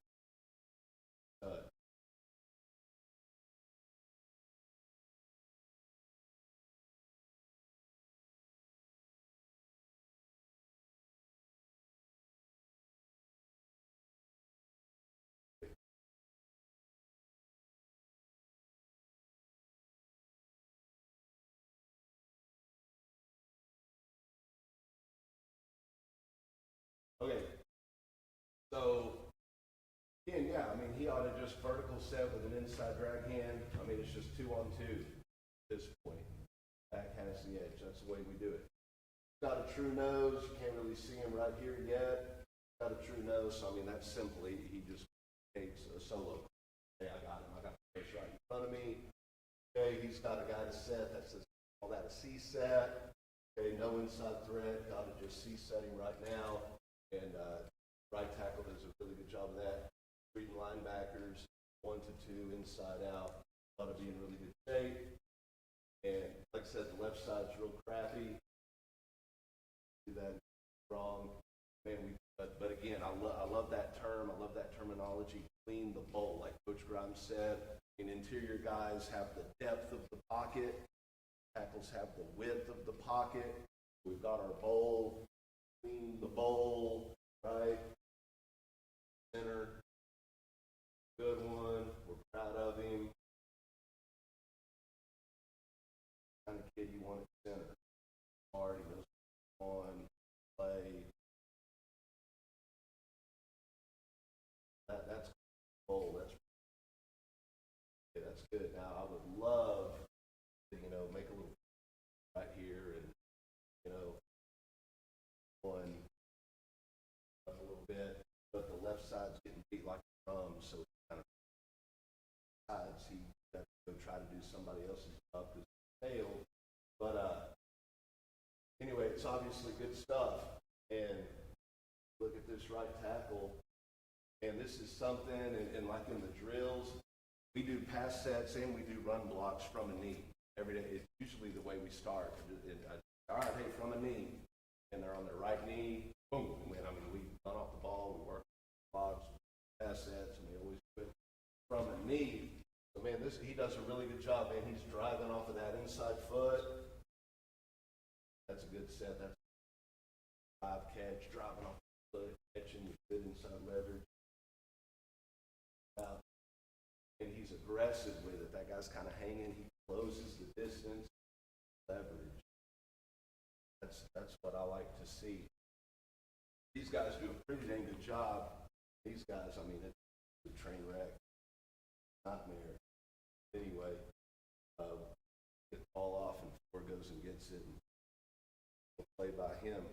So that's our slide protection. Let me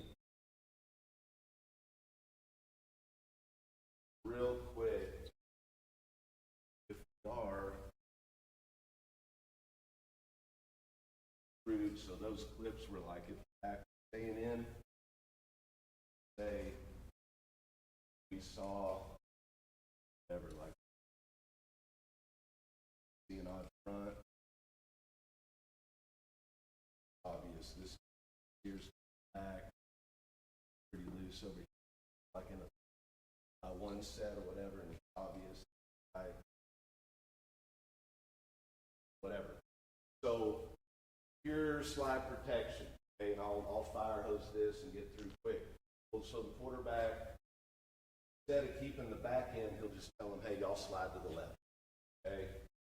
Obviously, I mean, I'm sure y'all do it. Gap protection at that point. Slide and over.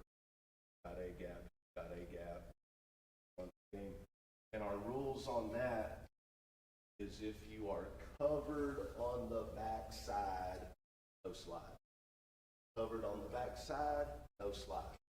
Sometimes it's easy, something that they can remember, hopefully remember. Covered on the back side, slide. Okay, back at that point, okay, they're sliding to away. Incredibly simple.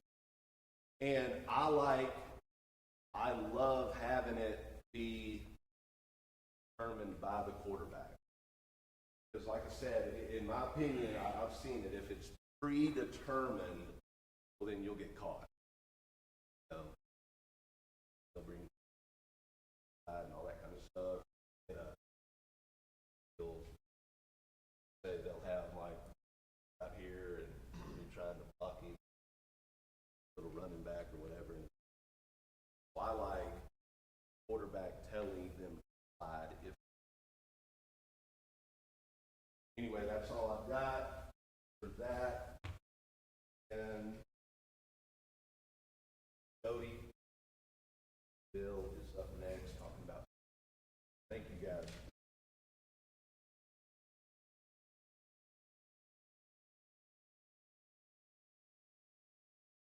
Coach Murphy, right?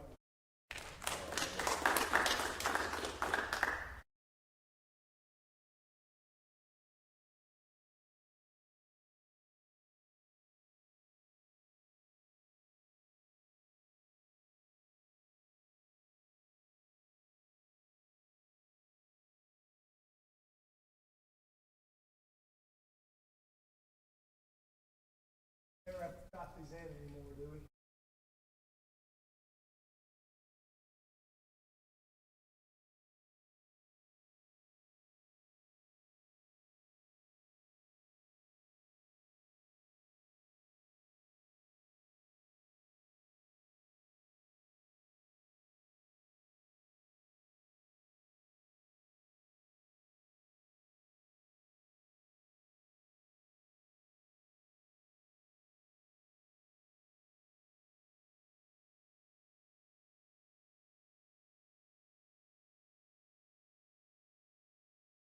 And then spread out protection. Coach Dudgeon did a great job of talking about outside zone this morning, and so a lot of times when we're running our sprint out, we also talk about what we normally do on our outside zone. A lot of those we're not. We have 3 yards to work from that line of scrimmage. We teach our technique. We're gonna bucket step, right? What we call it a mat, and then our second step is a vertical. So wherever our outside defender is. So if I'm the right tackle, we're sprinting out to the right. If I've got a wide defensive end, I'm working to his outside. So I want to match the alignment of his outside foot, trying to cover it up. And the further away he is from me, the more depth I've got to get. But the importance of it is I get depth and width both at the time. All right, so I'm getting depth and width. Second step is going vertical. I'm going to bring my backside hand with me on my rib cage, and I'm working to his breastplate. Talk a lot about play side number, backside number, breastplate. On my third step, my outside hand, I'm going to engage his outside shoulder. Now it's a full-on knee against him, working to the sideline. All right, if he tightens down on me, obviously I'm not going to get as big of the first step. I literally, after I should hit play, hit pause, their first step, I should be aligned with his outside. Right? And over that second step's coming vertical. By my third step, I'm engaged with the outside number. All of them. Okay? If I get a defensive end in a 3 down that's tied on top of me, I'm going to just take a lat step. So now, again, I'm still covering his outside foot. If he's right on top of me, I got a head up, defensive slanting. He can come to a 4-eye or he can come to a 5. Still going to take that outside step. I'm going to get vertical with my second so that when he does come inside, I've got the opportunity to collision. My third step, and I'm looking for linebacker. If I'm uncovered, and just like Danny was talking about, I'm working to the outside foot of the next on-ball defender. Okay, so 3 down, looking for my defensive end, his outside foot. So now my steps are going to be bigger because he's all the way out there. I'm not going to match his step now. Okay, but it's just a landmark for those guards to get here, to get vertical, be prepared for the slant side. If he goes outside, then now I know I'm working the inside back. You guys, on the pin, I think I'm good. Find a 3 down here. Our league, we see a lot of 4. Okay, so that goes for everybody all the way across the board. But where's my next defender? Well, there he is. Okay, so if I'm here on the backside, taking that big step, I'm ever going to overtake a nose, not unless he slants all the way out of the big gap. Because I'm going to be prepared to overtake him. Here I am. I'm going to cover up my B gap.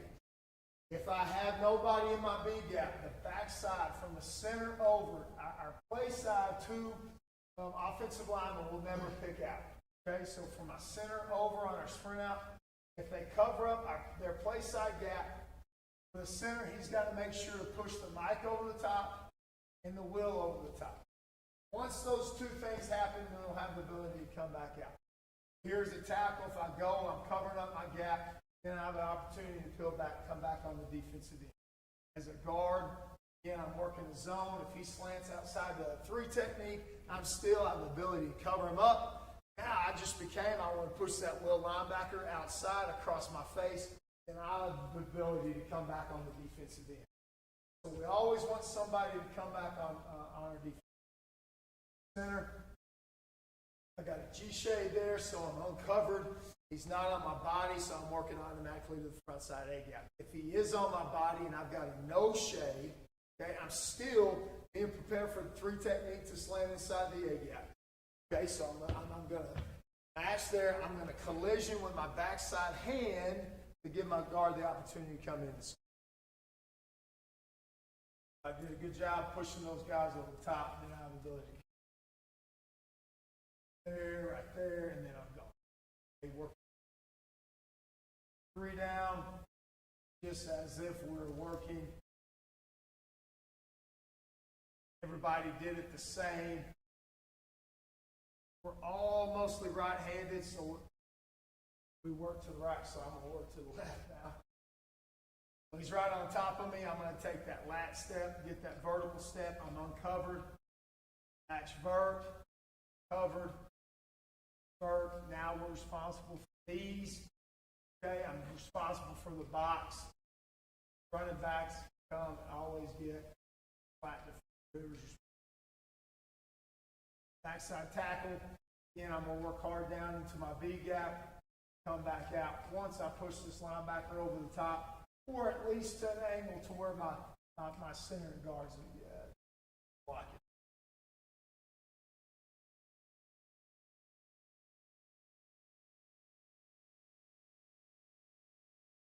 I hit the home.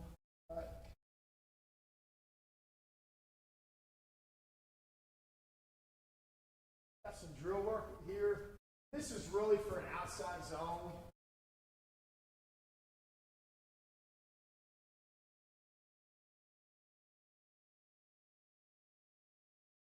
This is an outside zone drill, okay, but I also wanted to show you where we're working those match vert steps. Right, you put them up in the dummies, to force them to take those steps with depth. On the drill, they're going to be getting vertical with their second step, and then we teach them to go finish their hook. We're getting vertical now. Sprint out protection, obviously, we'll come back and we're going to work lateral, just to kind of show you how it's all going to work together here.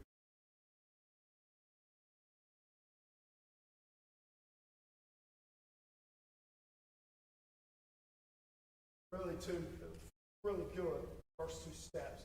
The center here, a little bit too much depth. Okay, you wanted to get some more width, just like these two cats did. See, bam, their second steps are vertical. Pair with your backside hand to get on that breastplate and go and run. What we have. Okay, you work your actions. Flip before, that was the back side of it. Now this is the front side of it. This would be an example of either a wide 3 technique or either a wide defense.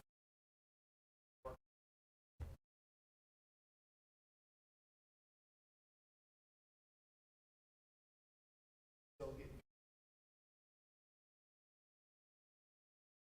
really working that outside. Okay, this is our sprint out drill. I got tired of watching, our guys win the rep. Those defensive linemen, they're better athletes. Okay? And you guys being in this room understand. All right, they're going to be more athletic than we are. But we do our job. Okay? We get our hook. How many times you see it on defensive ends and they're tied? Okay? They're going to flip and get their helmet across us. All right, and go beat us across our face. Got tired of seeing it, so we came up with this drill. All right, this first one, we did a great job with our steps. We've won the leverage. We got them on our backside half. So you're going to start it with their second step in the ground. All right, so you went ahead and match. You went ahead and vert. So you're going to start the drill just like this. You won the rep. He's on your backside half. Here you go. You've got your inside hand engaged. All right, you can go ahead and have your third step. Be prepared to take that hook right there. All right, you've won the rep. So you blow the whistle. Defensive end is taught, hey, go across their face. Offensive lineman, it's your job to keep.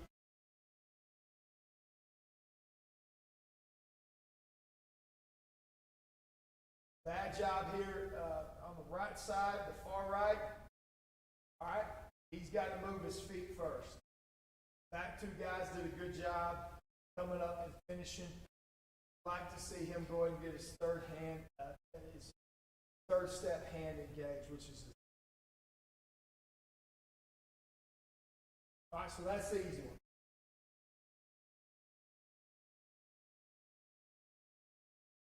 Okay, now we make it a little bit tougher. Now we're even with our defender. All right, backside hand is engaged.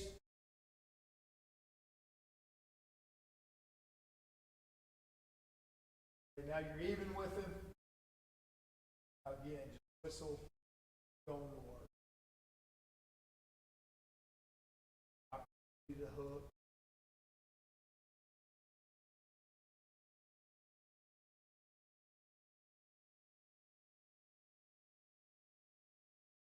Okay, now this part.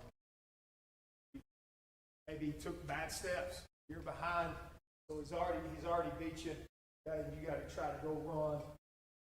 Be physical with your hands. Go run and get your hook. May not get it. It's okay. Butt to the sideline. Push him all the way. Keep him flat. Whatever you got to do, just don't allow penetration. We just keep a flat line all the way down. We won.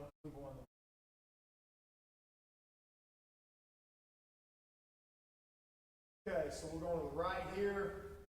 3-4.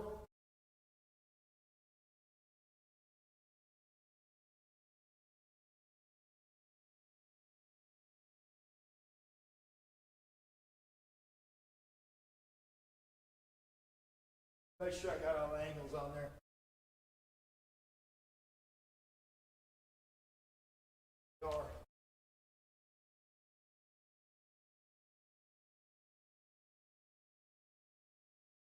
Right, so we're responsible for the inside five. Here, Brad, we got in and out of a stack and stack principles. Okay, so here, there, but their base is a 3-4 defense. I'm gonna turn the back over to 24 right there.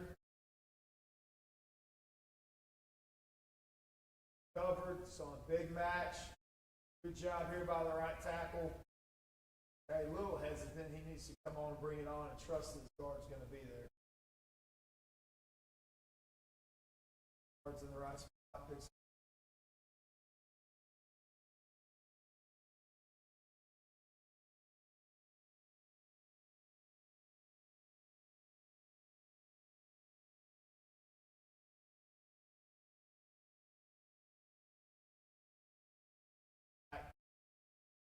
a good job. Left tackle's good. Good all the way across.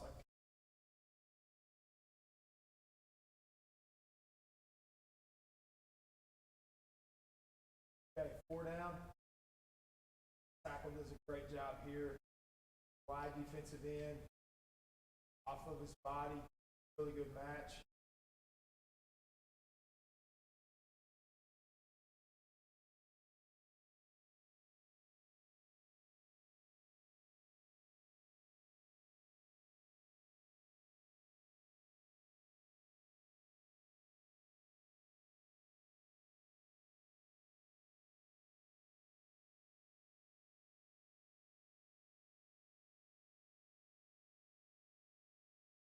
Doing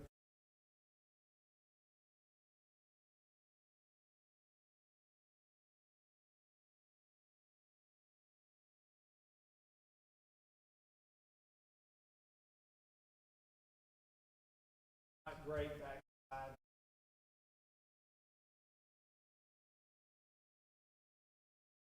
Really with the nose slanting across the face, you'd like the guard to overtake. Center to continue to press the A gap.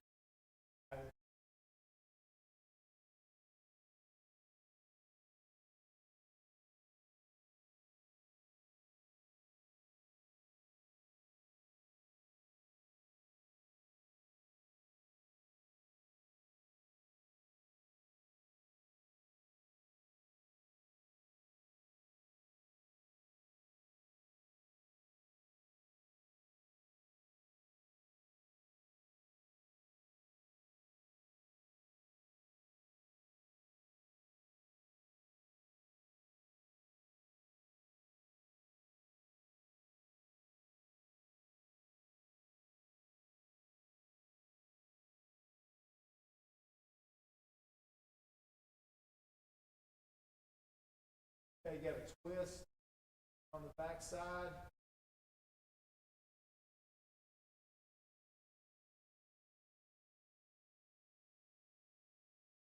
Right. Teaches that left tackle, just stay on the 3 technique. Get out inside. You got the ability for the will linebacker to run through on you here. He's going to get you first before the. Okay, so want the guard to continue to stay on his path. Feels the tackle overtake the 3 technique. Once he forces the will over the top of him, then he can pick out late. Puts it in. Get it off here.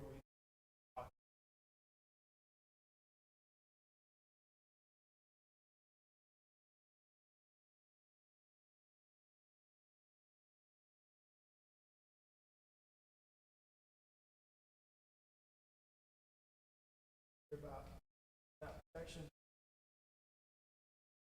Ways you can do it. Some guys have been really successful with the full turn back.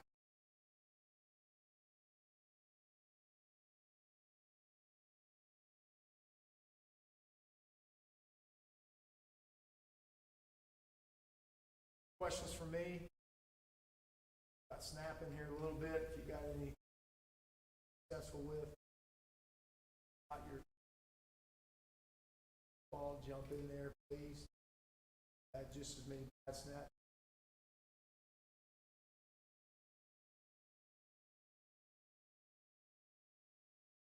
extremely frustrating, but you take it for granted a lot of times when it is right. Thing offensively, house.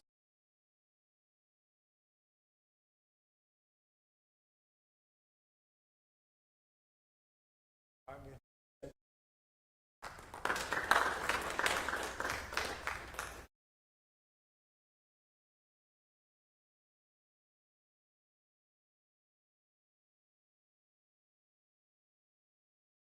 Coach Doty, my first job was at Madison Middle School.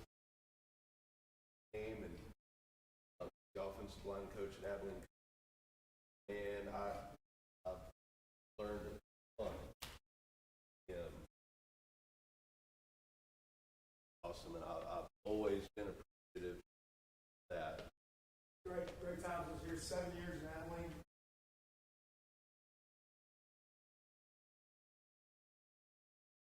Eaton, friendship now. Great spot. All right, we got Coach Jesse Burleson is up next. He's going to be talking about counter. The only thing between us and Grill Camberger, Coach Burleson, counter.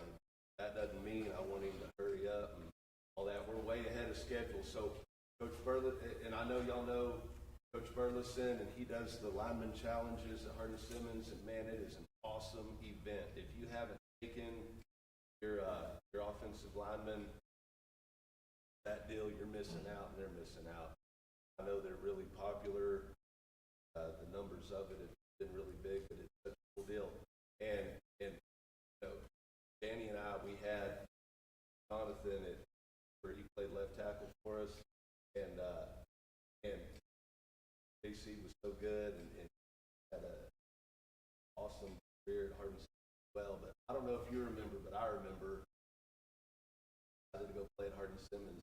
You're about to get.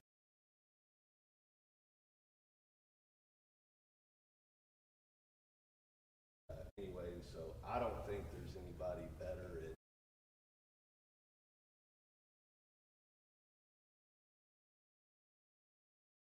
I'm really looking forward to this, and anyway, got it ready to roll. We're trying to install a remote because I'm in trouble if I got to use it.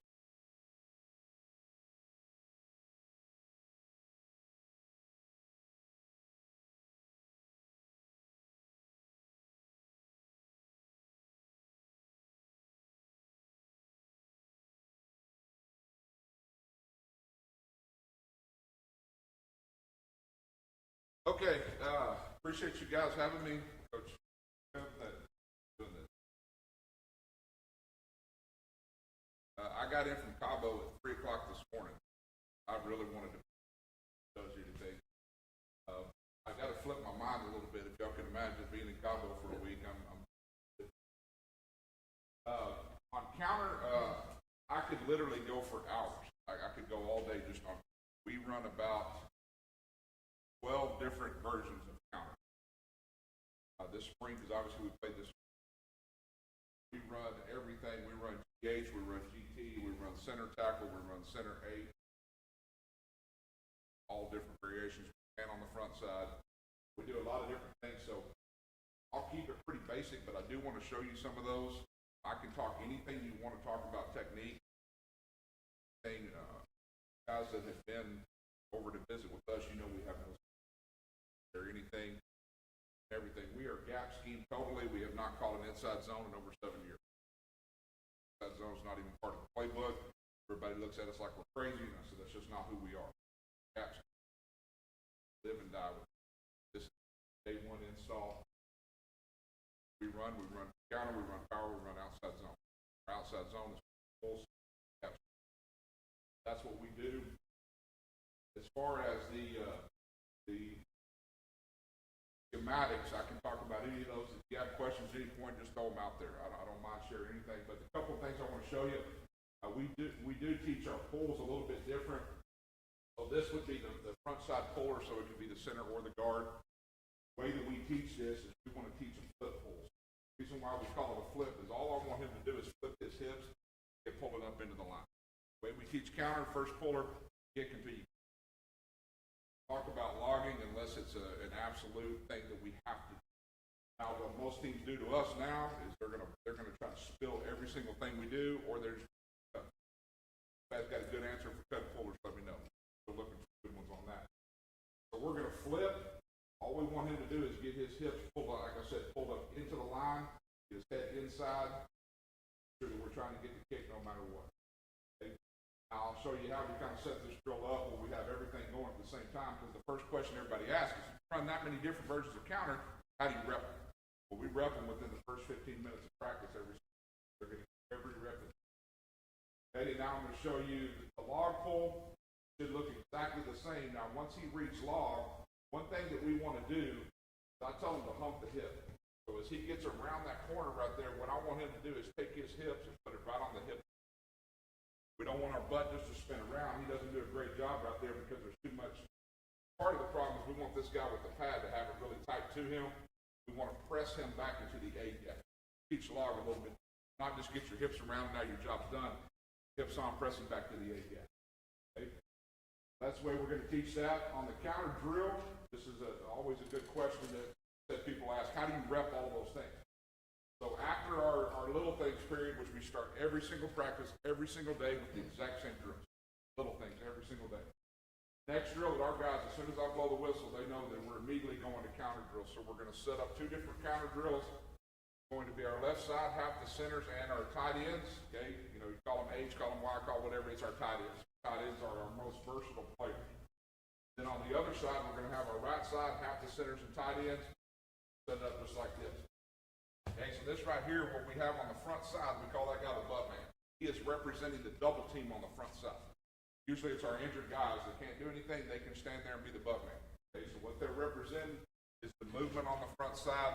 We want all of our pullers to be tight to that.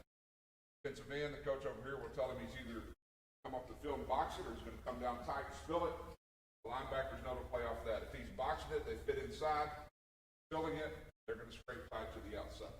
So we'll have that going on both ways. We can get through approximately, probably get 30 to 35 reps in 5 minutes. I mean, it is getting, a lot of those guys, it's their conditioning. As one group's going, we're going to run through, usually we'll have 4 to 5 things that we want to work that particular day.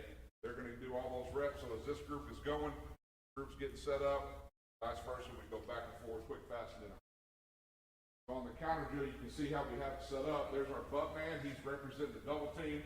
Have your center, have your left guard, your left tackle, have your H, front side defensive end. There's your linebacker. That's the way we set it up. Again, we'll have 2 of those going that same way. So we just tell them we call whatever we're running right there. So obviously this is GH counter. Working the log right there. See on the log, once he gets his hips around and he reads spill right there, he's going to try to press that guy back into the A gap. We want him back into the double team as quick as we can. We want that other puller right there. This is a big one for us, second puller. See how he's got that hand out there? We call that the curb feeler. Okay, we had to actually show a picture of a curb feeler because our guys don't know what that is. Okay? That's your curb feeler.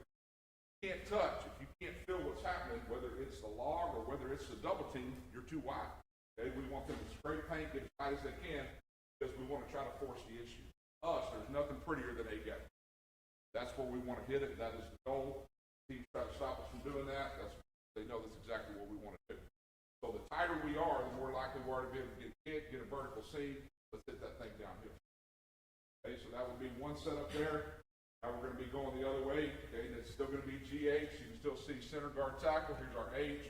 There's the butt man. There's your defensive end. There's your. Now he's getting the kick.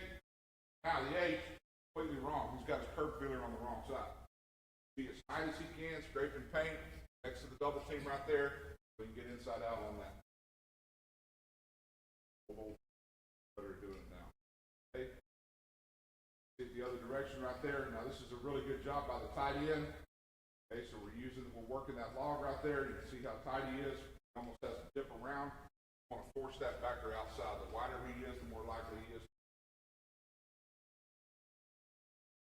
Okay, go. This should be GT now. So all we call is counter pull. In the other direction. One of the big coaching points for us is we teach two different pulls. Okay, I know some people don't do that. We do, because what we want with that flip and that skip pull from those two right there, I want them on different levels. That's the key.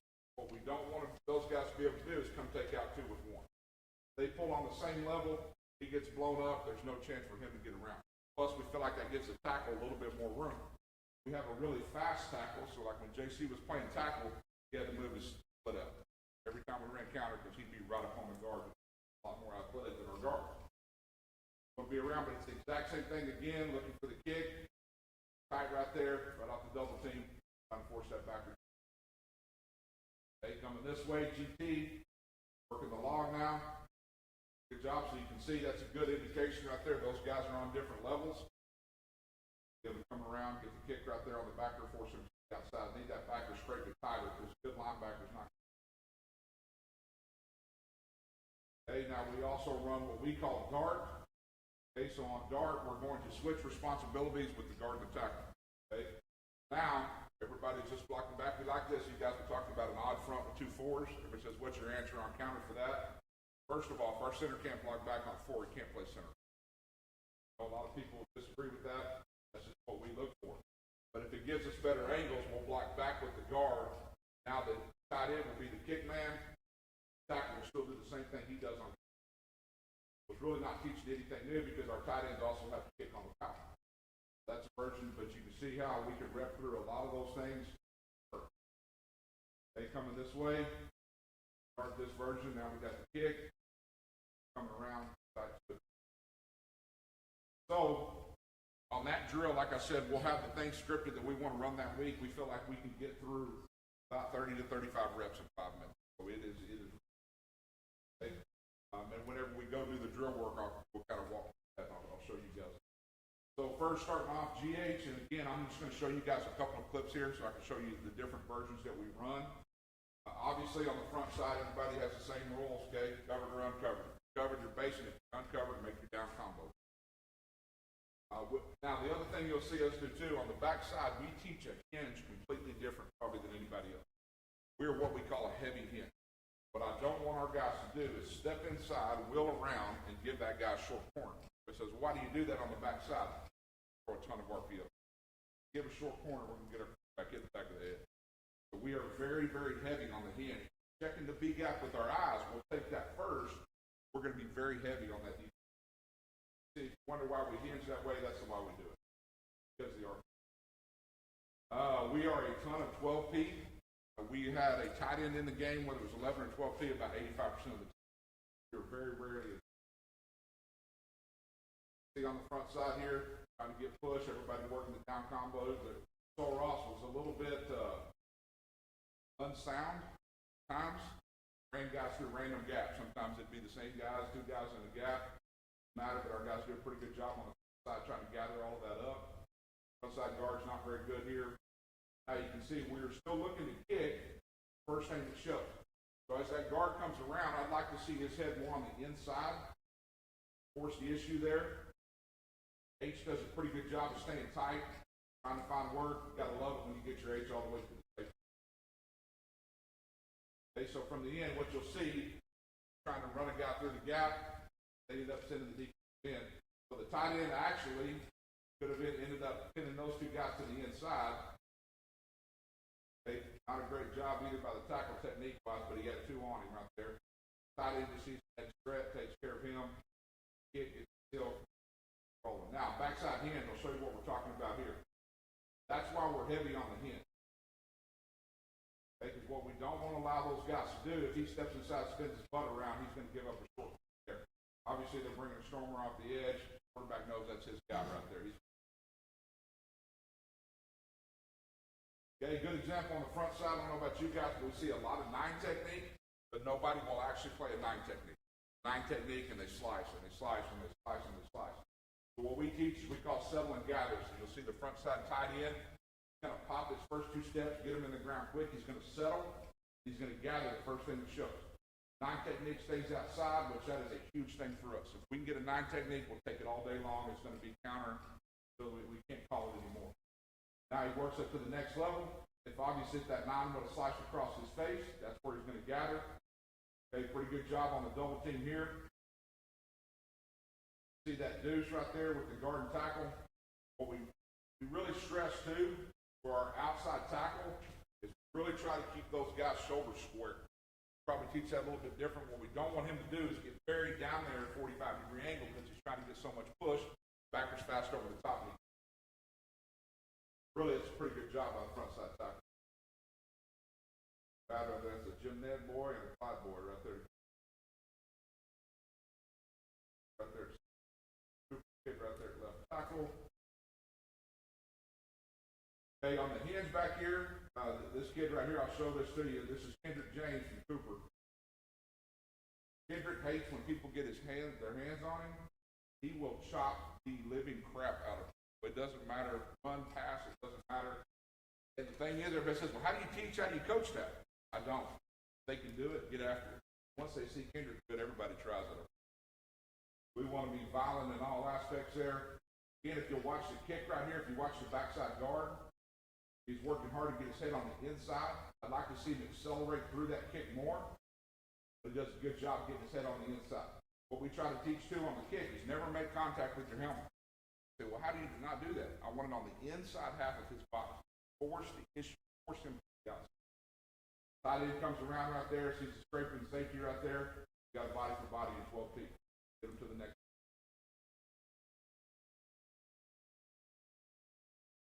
Okay, this is a different look right here.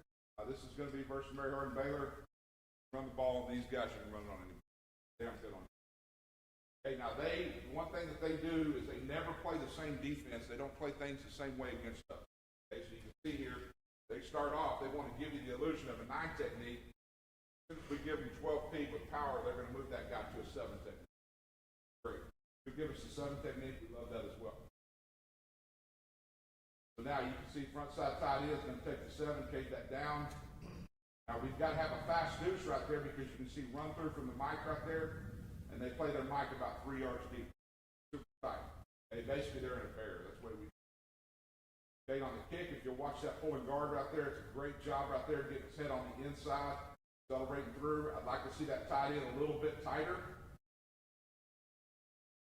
Okay, for that center on the back block, giving it hell, but that's a Southern Miss transfer right there. So we are a little bit outmatched on that with number 6 right there.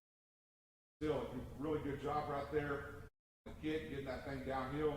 That's what we're looking for on the side. Any questions on GH? Everybody good with that? Okay, I'm going to skip ahead a little bit. Show you, okay, quarterback counter. Do it with Wildcat. Now, everybody asks, everybody assumes that whenever you're running quarterback counter, you're actually going to put the back on the backside. He's going to fake the cross, give the illusion of the cross look. Everybody knows how to do that. With these guys, they wanted to add that safety, add that safety, add that safety. So we actually put the back on the backside to try to force the issue and get him to run that alley a little bit wider. Now we can come crack, give our receiver a better spot. We wanted to make their corners tackle. As you can see, they had a hard time. Same look. The O-line, tight ends, they don't know the difference. We can call quarterback counter, running back counter. Anything we want in the back, they just know it's counter. That's a version of quarterback counter. Show it to you from the end zone here. So this is the example right here. If you watch the left tackle, what I want to try to avoid is those guys getting their shoulders turned down in there. I want to see him stay a little bit more vertical. So he's on a better pass. Through to that backside back. Gets on and runs him, but it's not a great angle there. Okay, now that right tackle right there played at Cooper the way he was taught. So he still had a hard time with the hands. He still did it the old way right there. Don't pay attention to that guy. Good job by the guard right there on the kick. I didn't try to find work up in there. Bad look there.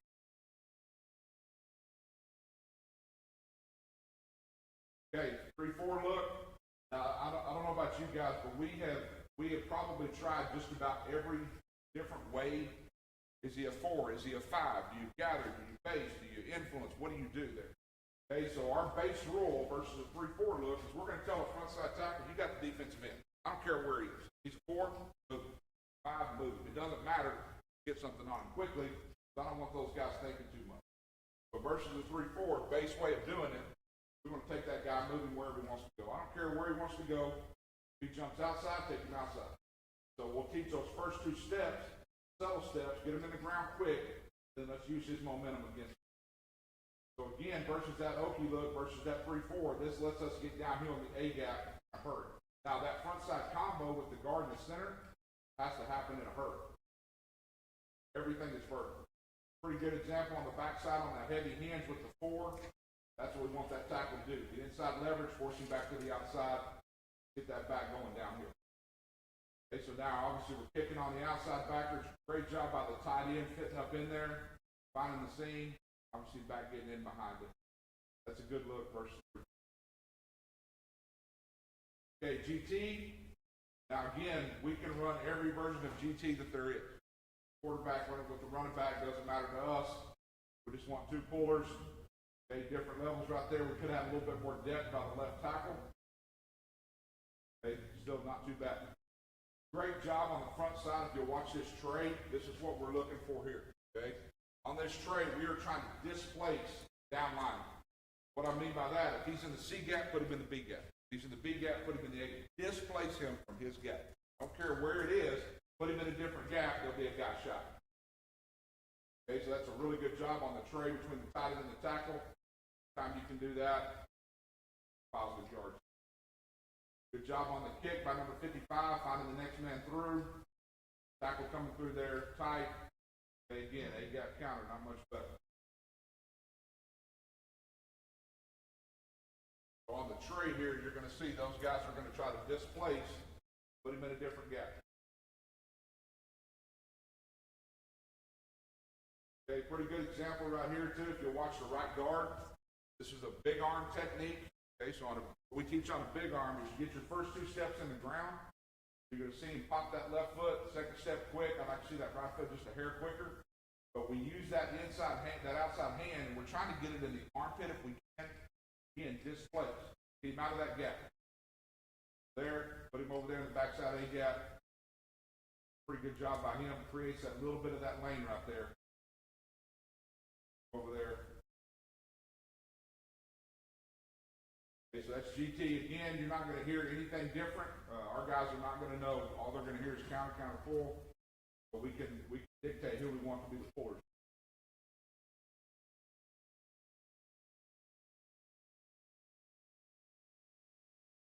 Okay, front side, good example right here. If you watch JC, right tackle, he gets run through.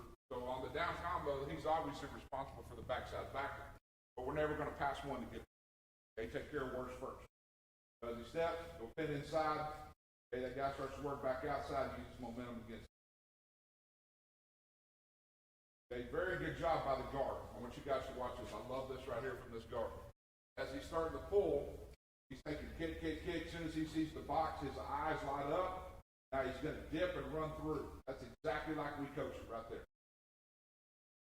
Head on the inside, don't make contact with your face mask, run your feet, push him out of the box right there by the guard. Really good job by the tackle right there, getting tight to the pull. They've seen it, coming all the way back there. That's the backside back that he ends up on. Again, don't pass one to get to one. That's okay, so this is going to be more of the log look right here. We're going to give them fly sweep to the field. Obviously, the fly ends up influencing 3 or 4 of their guys. Literally, the backside backer is running all the way over there to the other hash. That's a good thing. We're running G the other direction. Okay, now one thing right here, what we'll do with the tight ends is everybody assumes you got to put the tight end on the ball so that he has the knife on the backside. We'll do it from the backfield too. Okay. Only problem is he's aiming at the wrong knee. We want to chop that inside knee right there. Front side, trying to influence that end just a little bit. You can see his little move right there. Working to the backside backer. Guy ends up disappearing. He's going to go find the next threat. Okay, definite log. That defensive end comes all the way down in there and wrong arms it. Okay, so you can see on the log, now he's trying to press him back into the A gap. The hips on his hips, press him all the way back in there. CJC right there on the pull. Got the curb feeler out. Finds the next threat. Safety comes and passes the 1-for-1. We'll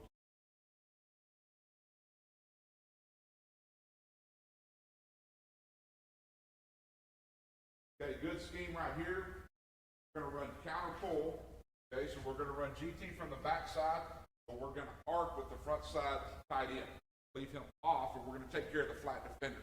Everybody wants to add a safety, rolling down in the box, rolling down in the box, rolling down in the box. We're going to account for him. See us arc with the front side. Okay, H right here, still run GT. Nothing changes for any of those 5 guys up front. They don't know. They don't even know what arc means. Great job by the left guard right here. Man, forcing the issue on the kick. I need that tackle to be tight. Not a good job by the tackle, but a great job by the guard. See what we do with the H too is he kind of influences that end a little bit. Gives him his eyes real quick, makes it look like power. Now he's climbing.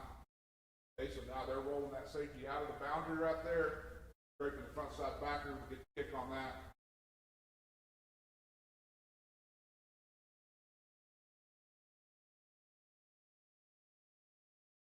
A good scheme right there. Same thing here. We're going to run arc. Okay, so we like the 12P, the diamond look that everybody sees. So these are our 2 tight ends, obviously our back. Okay, so we make them balance up. Now we're going to arc. Front side tight end. You can see him kind of give him his eyes. Now he's scraping to the next man. Kick right there. Great job right here on the front side because, again, remember they play their mic at about 3 yards, almost like a bear. Push, get the 10. That thing outside right. Okay, on the back side, we also win. This is more what we want. See him trying to cut that inside knee. They do a great job to still close those defensive ends down for the next. The more we can influence and affect defensive ends, the better. Okay, counter read. Great scheme for us. We'll do it with quarterback, do it with Wildcat. But we're going to give you GT. Basically, it's bash that everybody runs. Everybody in here runs a version of it. So we're giving you GT this direction. We're going to do what we call cruise with the tight end. So the tight end is coming around for the read beater.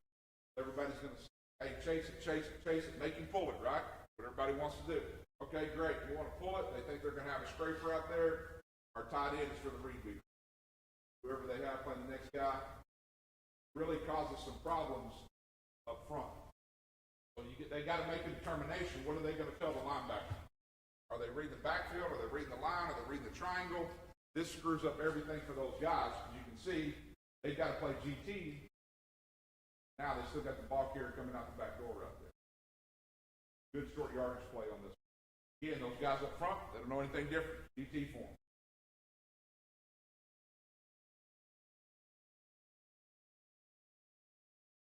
This is what we see. A lot of people, this is how they're trying to take on our pullers.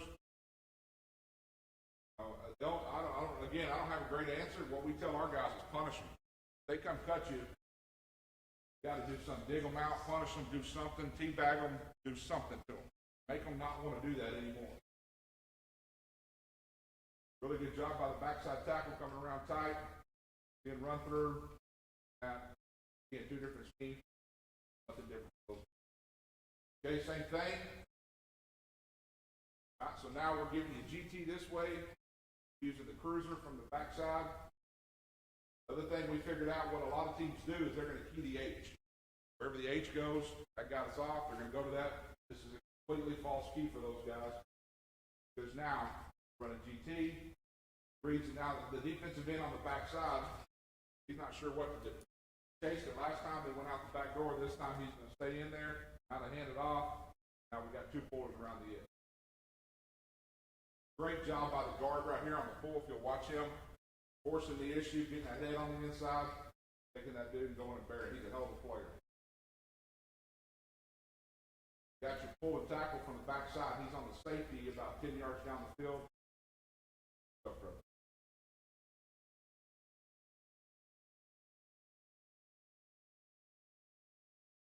Okay, slot counter. Again, I don't know how many of you guys are calling the plays or having strong suggestions. I strongly suggest you run slot counter. Okay, if you don't run it, this is a boat, I'm telling you. It's a great play because this guy right here, whoever your slot is, it can be anybody you want. Okay? This was one thing we invented a lot of different ways to get Reese Childers. Put him in the slot, in the other slot. start him outside and motion him to the slot. Whatever you got to do, that got the ball. I don't know about y'all. Y'all are all going to have to get, like Webb was talking about. There, George, find ways to get that guy the ball. Okay, put him here wherever you need to put him on this play. I don't know about y'all, but again, with receivers, you're not going to be able to hit them 10 times down the field.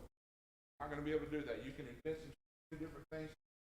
Another way, get your playmakers the ball. This is one of our favorite plays.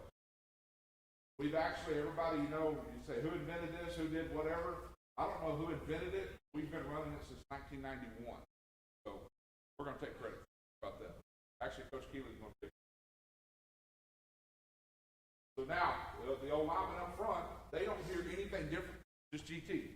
Doesn't matter. Okay, so now all we're going to do, we're going to flip it to the slot, and it's an underhand shovel, so guess what happens? The ball hits the ground. Incomplete pass, no big deal, okay? Our offensive coordinator, Coach Wildcat, he loves this play because guess what it is? Very high percentage completion, okay? Lots of touchdown passes off 96, 97. So now we're going to send the back to the defensive end. We're going to bring the slot around, get you put him underneath. So especially you sprint out teams, okay, Coach Doty talking about it. It looks like sprint out. We don't sprint out. Don't think we're sprinting out. Works pretty good. Front side, good push right there. Not a great job by the pulling guard right there. Kind of gets off balance. Really good job by the tackle. Very easy play to execute. Get the ball in the hands of your playmaker. We could, but we usually our quarterbacks, for some reason, we want to get it out of your hand. Okay, this is actually out of Wildcat. Because you say, hey, they're never going to throw it out of Wildcat. But we throw it. This is considered a pass. Throw it out of Wildcat. Doing the same thing. Great job by the running back right here. Dropping that defensive end. That's a big boy right there. He's cutting down. Just GT. And that guy right there, this is a good example, number 82. He created as many ways as we can to get the ball in his possession. Okay, really good job. So remember I talked about 9 techniques, about his slicing. Great job by the tight end right here.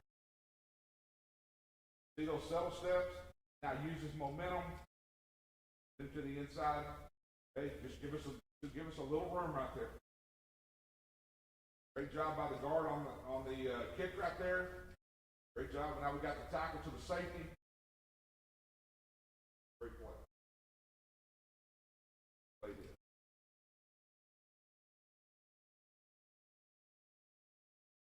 Okay, right here, this is out of 10 feet.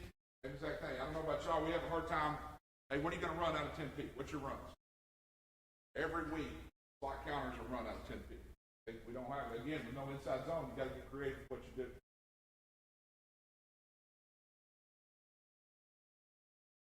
Then the boot off of this.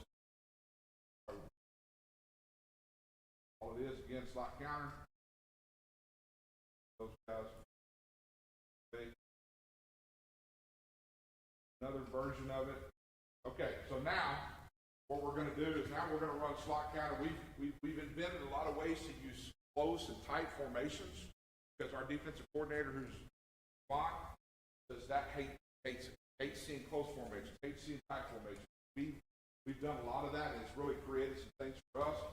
Now what we're going to do, we're going to call the same thing as slot counter, but now we're going to add the term out. Now we're telling the back, hey, you don't need to go cut. We're telling you to go out. Go block the flat. Okay? Now what we can do to hold off on the back side is we can have the tight end. He'd hold off guy, he can knock the C gap, still running G. Another version of it.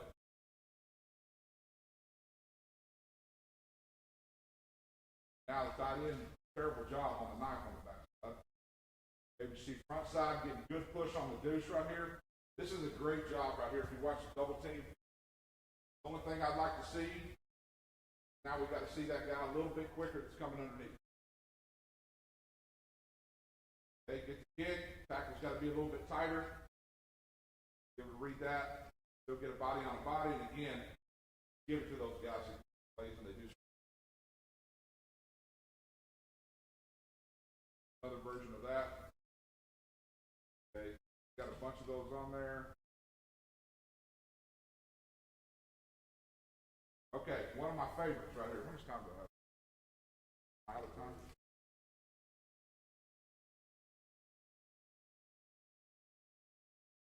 All day, baby. Okay. Rolling, man. Counter hog. This is one of our favorites. Okay, so one of the big things for us, we always try to figure out how are you going to account for the guy you can't account for. Right? You're adding a safety. Safety down there. Oh, safety made the tackle. How many times y'all said that? We blocked it perfectly and the safety made the tackle. Well, the teams that we play, they're always going to try to do that. They're going to try to get those safeties to make the tackle on the line of scrimmage. So what do you say? Play action, right? Don't play action every. What we're going to do is we call this hog. So anytime we tag the word hog onto it, we're adding an extra puller to the party. So we're going to run GTH. Okay? Oh, that doesn't sound right. You're like, how does that even work? Show you how it works. So we tag it on there. What we're going to see is they are overloading everything to the two tight end side. Great. That's wonderful. Please do that. Keep doing that. Leave the boundary unoccupied. We're going to come back and we're going to attack the boundary. What you're going to see here, go GT. Got our guard and our tackle pulling. Same thing on the front side. GT. Now we've added that tight end. Good. He's going to counter step over there. Be patient. Get right in behind the tackle. He's the third puller. That's how you run the hog right there. It is one of our favorite 12P plays. Do it out of tackle over. We'll do it out of two tight ends to that side. It is a great play. Really good short yardage. Really good against the bear fronts too, where everybody's trying to get that extra backer in the box. That's how we run the hog. So again, you'll see CT. Hardest guy to teach on this is the running back, because he has to be more patient than he ever wants to be. But what they also figure out is like 28 goes right here. They will be patient. They'll literally be a guy leading them right to where they need to go. Very good short yardage.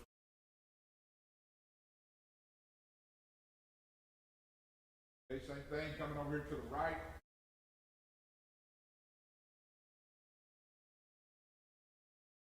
See GT. See that guard get his head a little bit more on the inside. Tackle comes through to clean up the safety. Tight end sees the backside backer running through. Cleans it up. Bam, now we're downhill and we'll roll.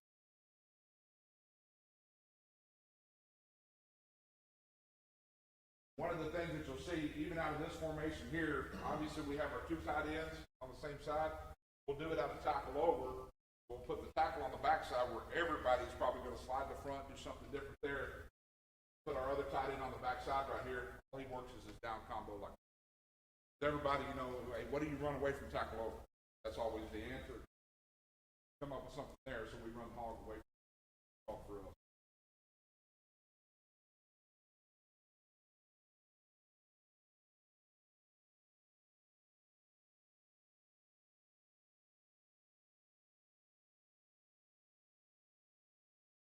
Same look right here. So now we've been attacking the boundary this whole game, hammering it over here.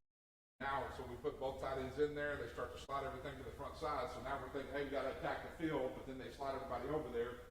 But with the hog, you can still account the extra guy. Now, the true deep safety guy's got to make the tackle. We feel like if we can get our backs one-on-one with safeties, that's a good whole goal. Can't block them all, but if we can get safety deep, good. But I'm going to still that. Only 5 of them. We want to get 6 and 7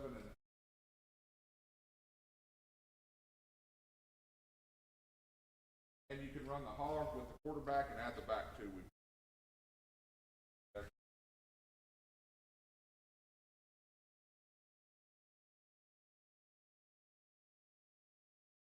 Going down here on the goal line. Okay, so this is tackle over. Tackle over to the front side, 3-man surface. Okay, slide the safety over. This is our other tight end on the back side. Okay, so now you just work a down combo. Decent job. I'd like to see more square getting up to that backside backer. Log, get the tackle around. Now, right there, we get that look right there a ton of times. Okay. Now we've got the log, we've got the backer taken care of, and then there's the safety in the log. Okay, we get it a ton. On the line of scrimmage, here comes around, tight end coming from the hog. Hear that? Okay, another version. This is if we see some different versions of a 3-3 sack where they're running a bunch of guys through. One of the things we will do, we will pull the center. Okay, we'll pull the center, make him the front side. Again, better angles if you have a backside forward, all those different things. But what we'll do is we can tag a call that tells those two, hey, we're switching responsibilities. You're the puller, okay, you guys are back, got good angles on everybody. Then we'll have center tackle, which is a great call for us right there. Even that play right there looks really good. Against that 3-3 look. Now we've also tagged Hill and Hog. Now we tag with the backside tight end onto that. Now we can get a body on the bottom. Take those 3-3s with the 8-man fronts, all those different things that they're doing. 7P run. Good right there. This first play of the second half right here. We talked about it at half. We've thrown the ball really well. Haven't really run it. First play of the second half. So we had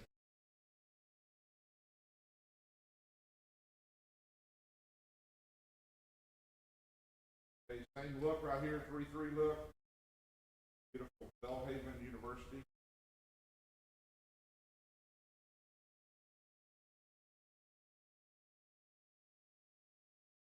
Okay, so now, see the center on the front side. As soon as he starts to pull right there, he becomes the kick. Backer scraping off the edge right there, gets the kick right there. Same thing on the front side tackle. Hell of a job by the left tackle right there. On a forward, just trying to use his momentum against him. Backer reads it well through there. Put the backer over the top right there. Tight end gets inside right there. Scraper.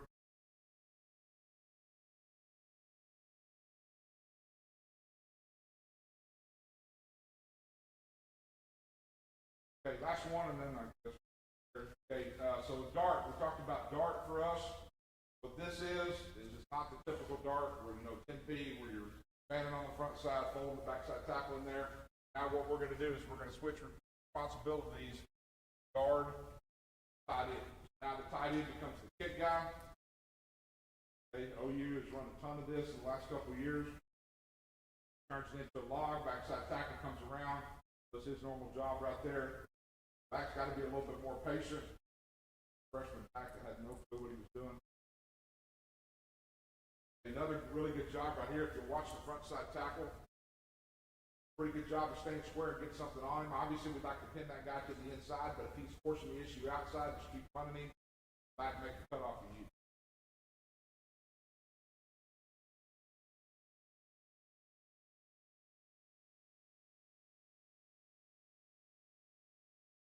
Okay, so, Coach, you asked this quarterback read it, right?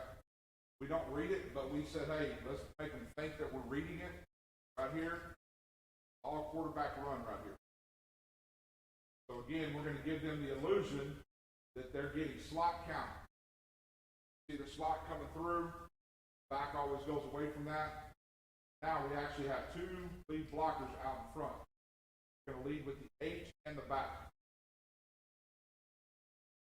Now we gave the illusion we were reading it. Now the other thing that we did too, we told the guard, whenever we tag this special way to run it, pull, go chop the crap out of that defense. Kicking. He's taking that on right there. We told him to set him up, go chop him in half. And he literally javelins that guy, his head right into the turf. So now the next time we run counter, guess what that defensive end's thinking? I don't know if I want that to happen again right there. Anytime we can avoid that, those guys just getting a read on that. This was just a little adjustment off of that. Good play right there for us. Tight game, really tight game. That was big.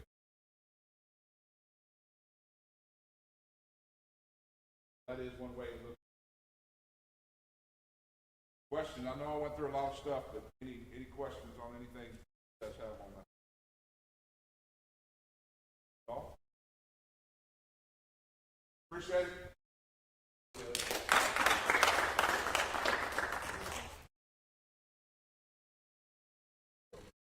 Appreciate it a lot. That's a lot of great information, great stuff. All right, hey, it's lunchtime. We're going to eat in the cafeteria. So, right out this the store. We're not gonna come back in here and make sure you get all your stuff. Go grab food, in the cafeteria, and then I'll just set my timer, whatever time it is right now, 11:08. We'll just say lunch. Whenever we get over there and start eating, whatever time it is, we'll just say like 12:50. Doghouse, bowling, 12:50.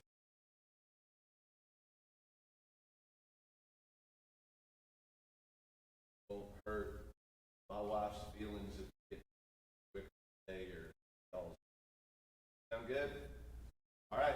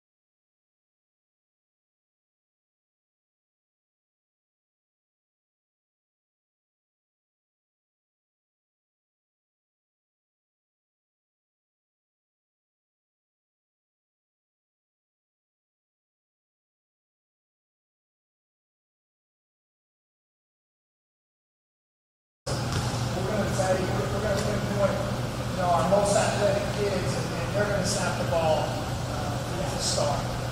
So you want to pinpoint smarter kids that's going to understand what everybody's job is, and somebody also snap the ball and go on somebody right. I teach you, go ahead. I want you to be comfortable. Grab the football like you're going to throw. All right, grab it just like you're going to throw. Get it out in front of you.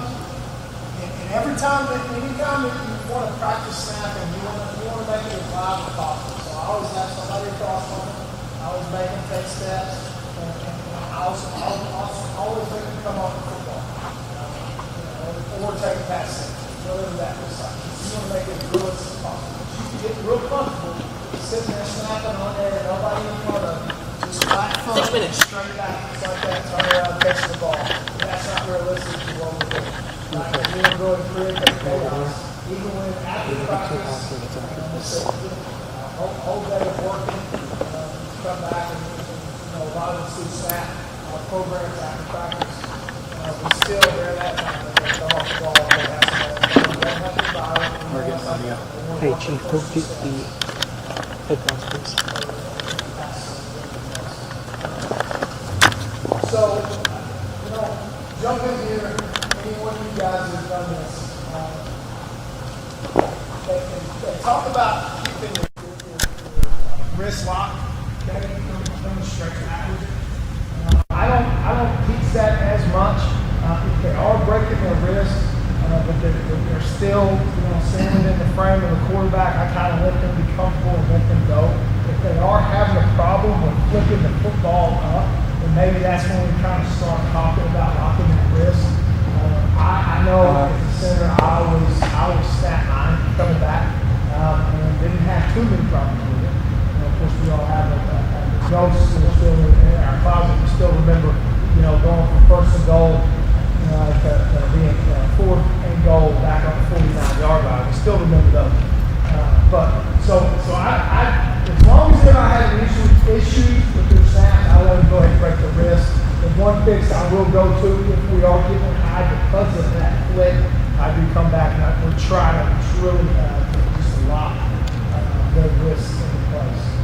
If you're having issues directionally, let's say a kid's always snapping it to the left or always snapping to the right, I always look and see where they're placing the football in front of them. So if you're having issues coming to the left and it's dead set back down the middle of them and it's always coming left, I like to move the ball to the left.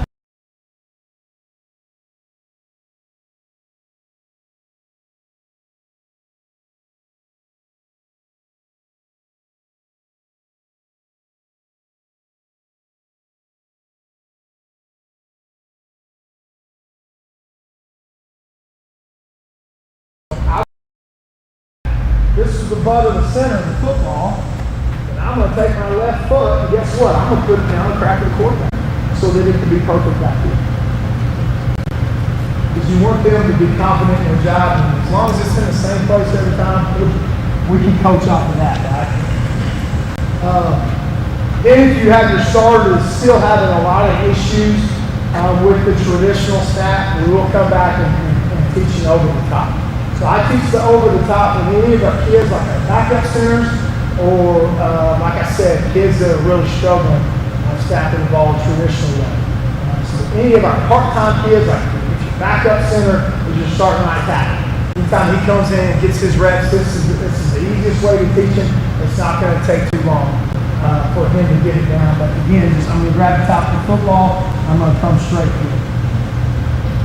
Everybody yells, hey, get your butt down. You're having issues with it floating on. Get your butt down.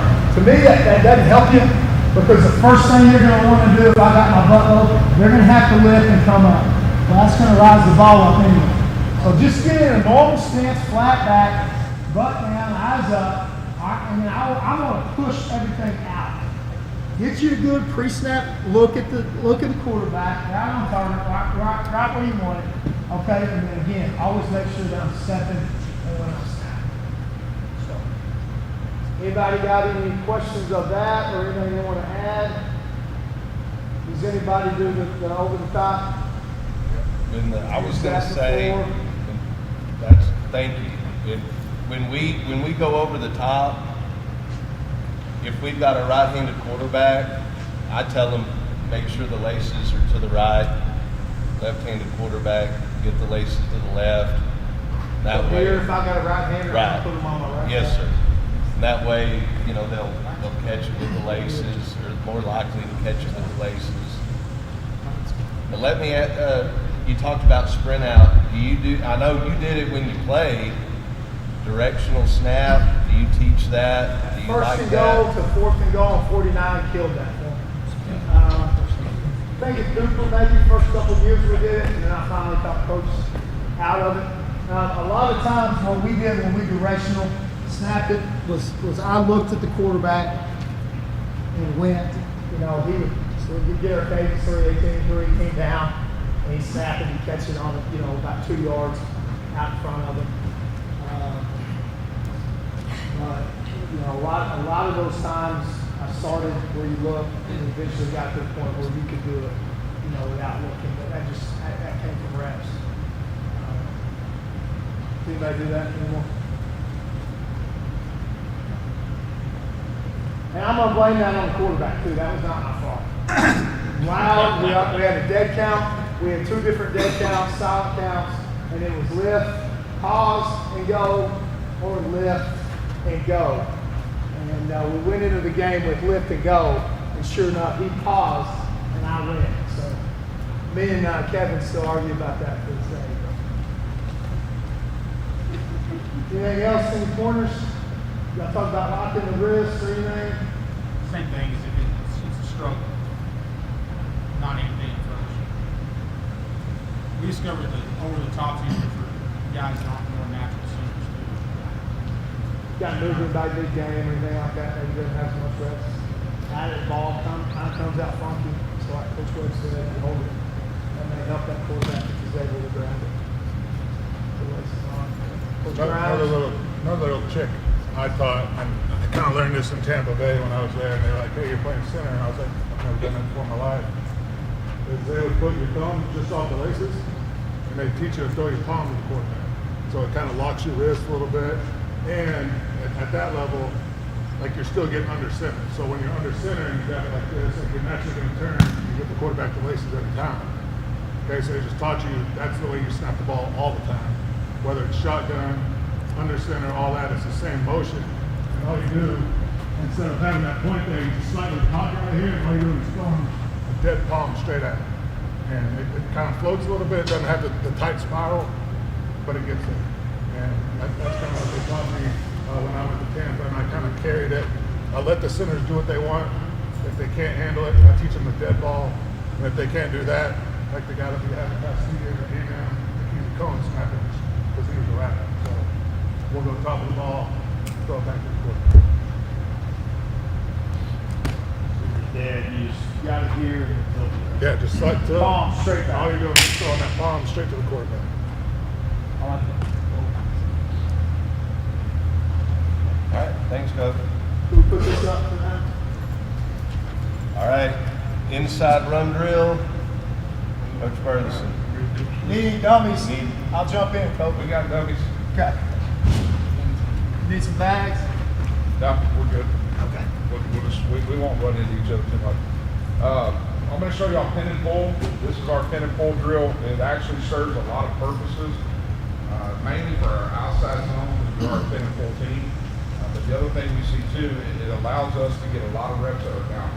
We can never get enough reps because those individual down blocks, you try to squeeze that into practice. That 5 minutes goes fast. You're on to the next thing. So we pretty much do pin and pull every day as well.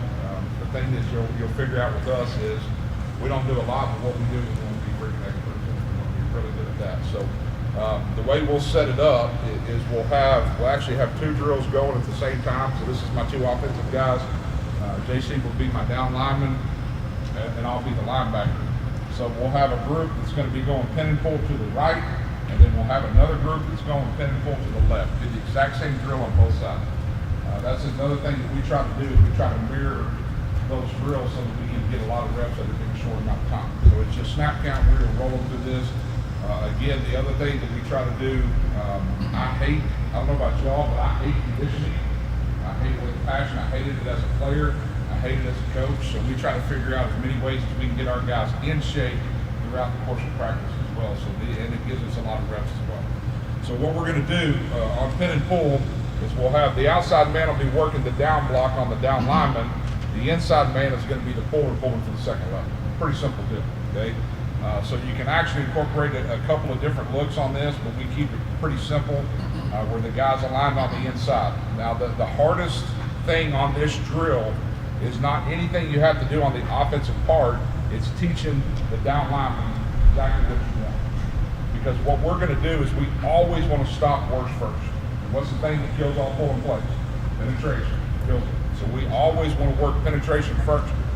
So you have to teach the down lineman that he is working to penetrate until that guy stops his charge. Once he stops his momentum up the field, then we're going to start working back over the top. So we're actually incorporating both of those looks into each other. If they don't do that, if they just jump over the top or just run up the field, really serves no purpose. So we spend a lot of time coaching these guys, even more so than we do the offensive part of it. So what we're going to teach the down guy again to penetrate, get up the field until his momentum is stopped, and then he's going to work back over the top, and we're going to work and we're going to build a wall. Okay? With the inside man, as he starts that pull, he's going to work his hop pull. He's going to be working shoulder square, mirroring where the second level defender is.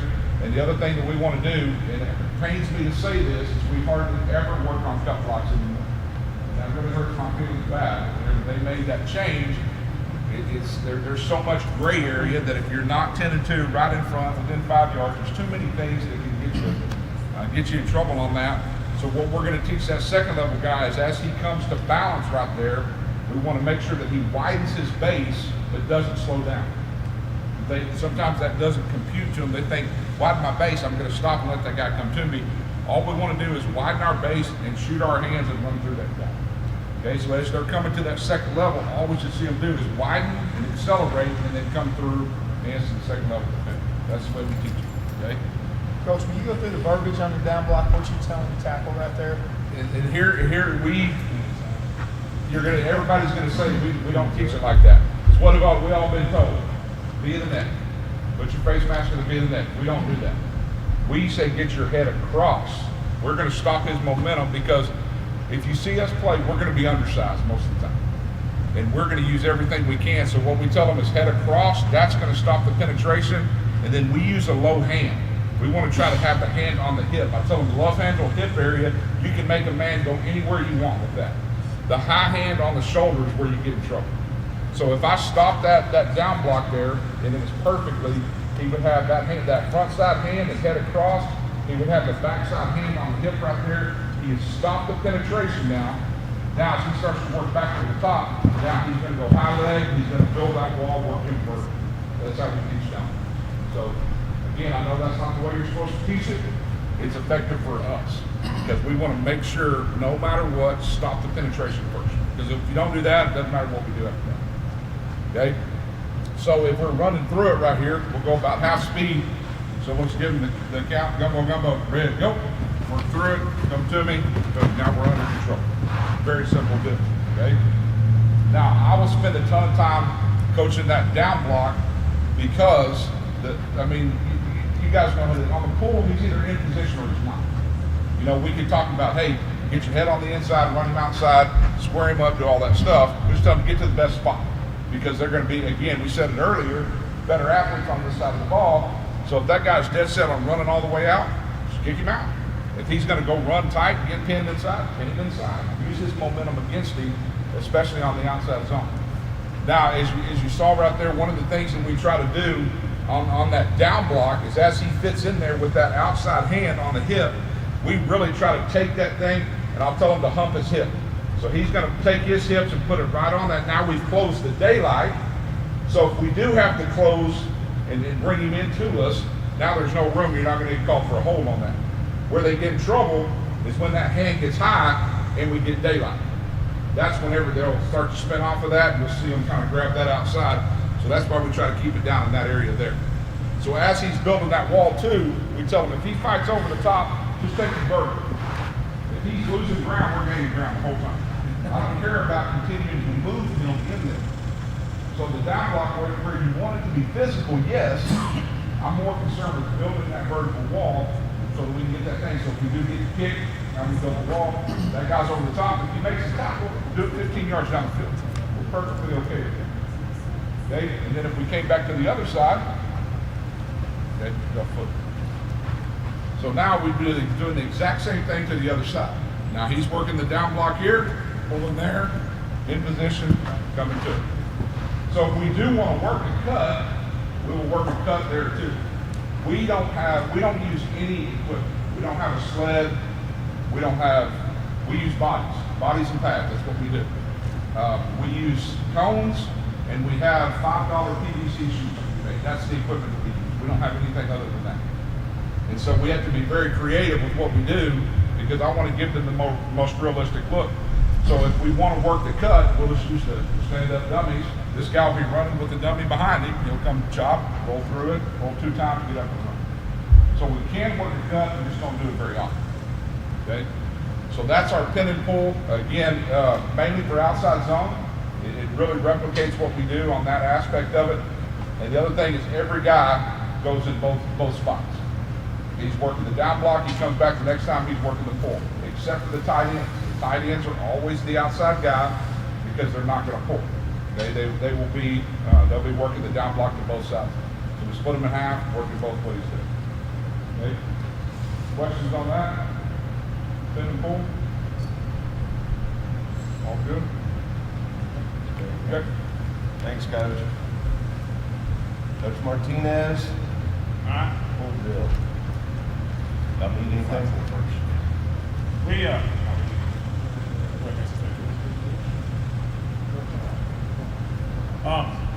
the pull drill we do, you can get a bunch of kids involved. We can have, 6 kids on this line, 6 kids on that line, 6 on that line, a bunch of kids involved. This is non-contact. We usually put the centers on the end. If we have some trainers around or injured kids, they can snap. So this is very similar to their back block on the floor or whatever on the counter. Traditional pull, we talk to our kids about if you're going to be a kick person, then you have a traditional pull. If you're going to be a seal person, like the second puller on counter or the puller on the power, then you're going to have a skip pull.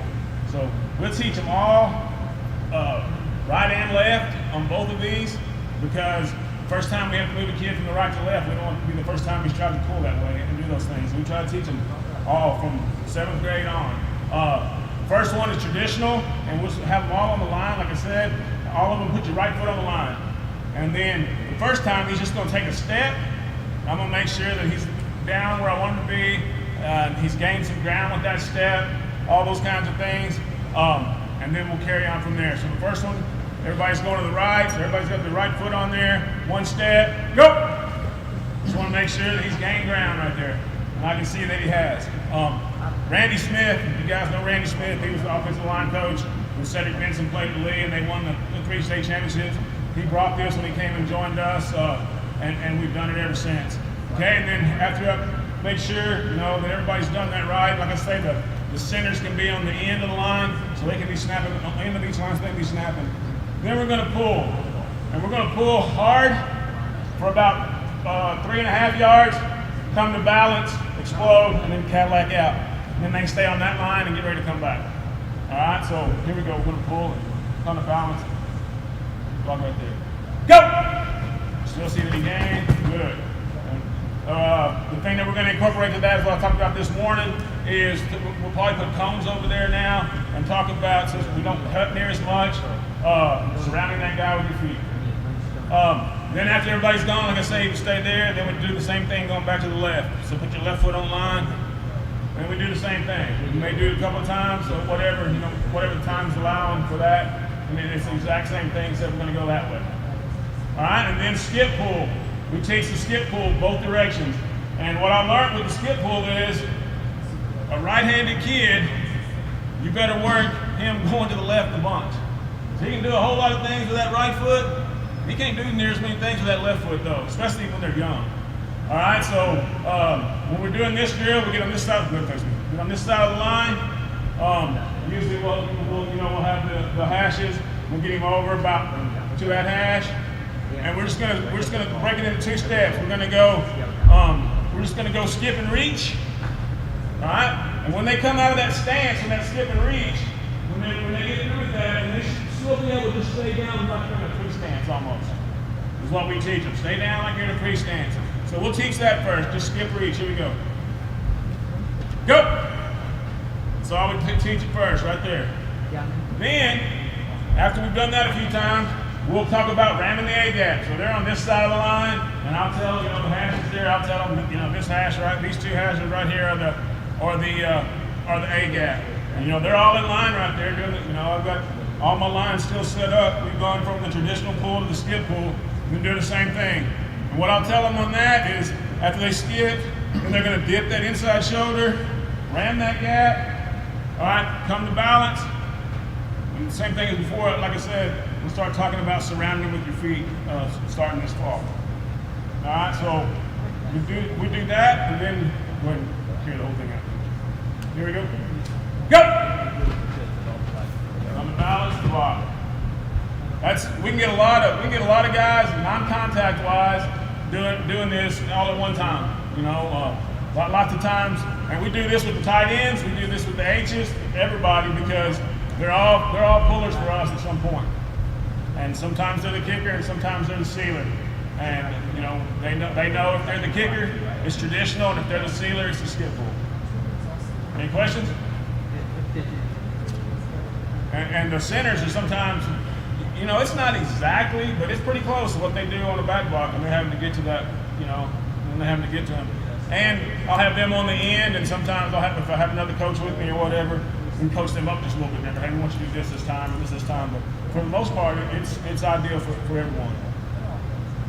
Thank you. All right, Danny.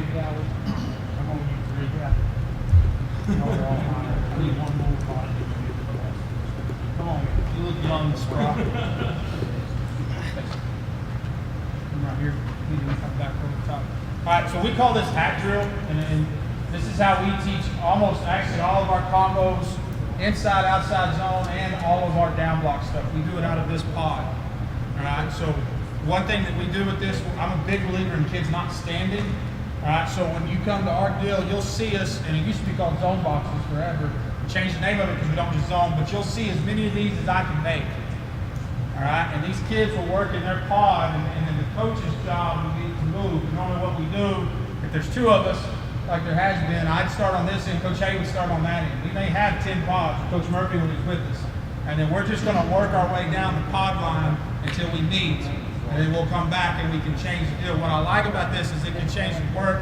The other thing that I'm big on is I don't know what they play. Obviously, like JC was pretty much a tackle for us, but I made JC work the guard slot some in this. All right, so it wasn't that they were paired with their groups per se at first, but we would start this, and then you'll see as we rotate, I'll show you how we rotated through it to do it. But we're working outside zone out of this. So what we would do right here is we say, all right, we're stretched right, so we got a right tackle, right guard to start. All right, and we're working outside zone. And all the coach would have to do now is we're going to get, again, like Coach Burleson said, you got to spend a little time over here, or you're never going to get what you want. The other thing we learned, and I made this mistake as a young coach, is I got to go in real fast, real quick with these guys. And I learned as I got older that you really did more damage than it did good. So normally about the first week, we almost walk through this every day. All right, to make sure their feet are exactly where I want them before we start accelerating. All right, I'm not a big believer in putting pads on them or anything. I want hands being felt because defensive guys have hands. So we would start real slow, but we're going to start working stretch right. So all you have to do as a coach, you just tell them, all right, right here, I want you to work the leverage here on snap and 3 haul and run. Okay? So now these guys are going to be working just like we talked about. Their first step should be leveraging the outside toes. Second step should be knees to nuts, and then they're trying to read and decide on their third step. We're going to walk it to start. Make sense? All right? And so they get set, and then all we'd have to do is go.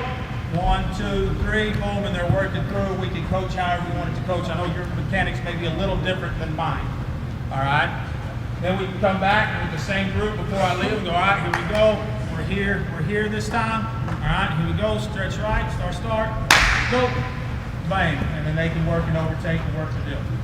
Okay, and then we would go. As I left this group, what we would teach them, say, all right, this group go rotate, and I'd walk. What that would do is that would bring this guy to the tackle. He would go to the down lineman would come here. he would come here. So by the time I'm back to him, I've got a new section grouped here. All right, and because I don't want these guys to think that they are tackles or guards or left or right, I don't care how it mixed. All right, obviously as we get going and we got some kids, like I said, JC was one when I was first at Cooper that's probably not going to do much other than tackle. But if you get in an oh crap moment and he has to play guard for you, you better know how to take a few steps and guard. All right, we don't have that luxury here. All right, so then we would be right here, and when I come back to them, we're right back into the same drill. All right, why I like this drill so much is, all right, so we've worked outside zone. All right, now we're fixing to work our even front, so I just bring him into a 3, tighten yourself in like you're the true Mike. So now we're working guard center combo on is going to our left now. Does that make sense? We're having overtake stretch left. So now we're working our left. So I haven't had to move them at all to create a totally new drill. Or if this week was a big power week for us, now it's just our combo work with our down angles.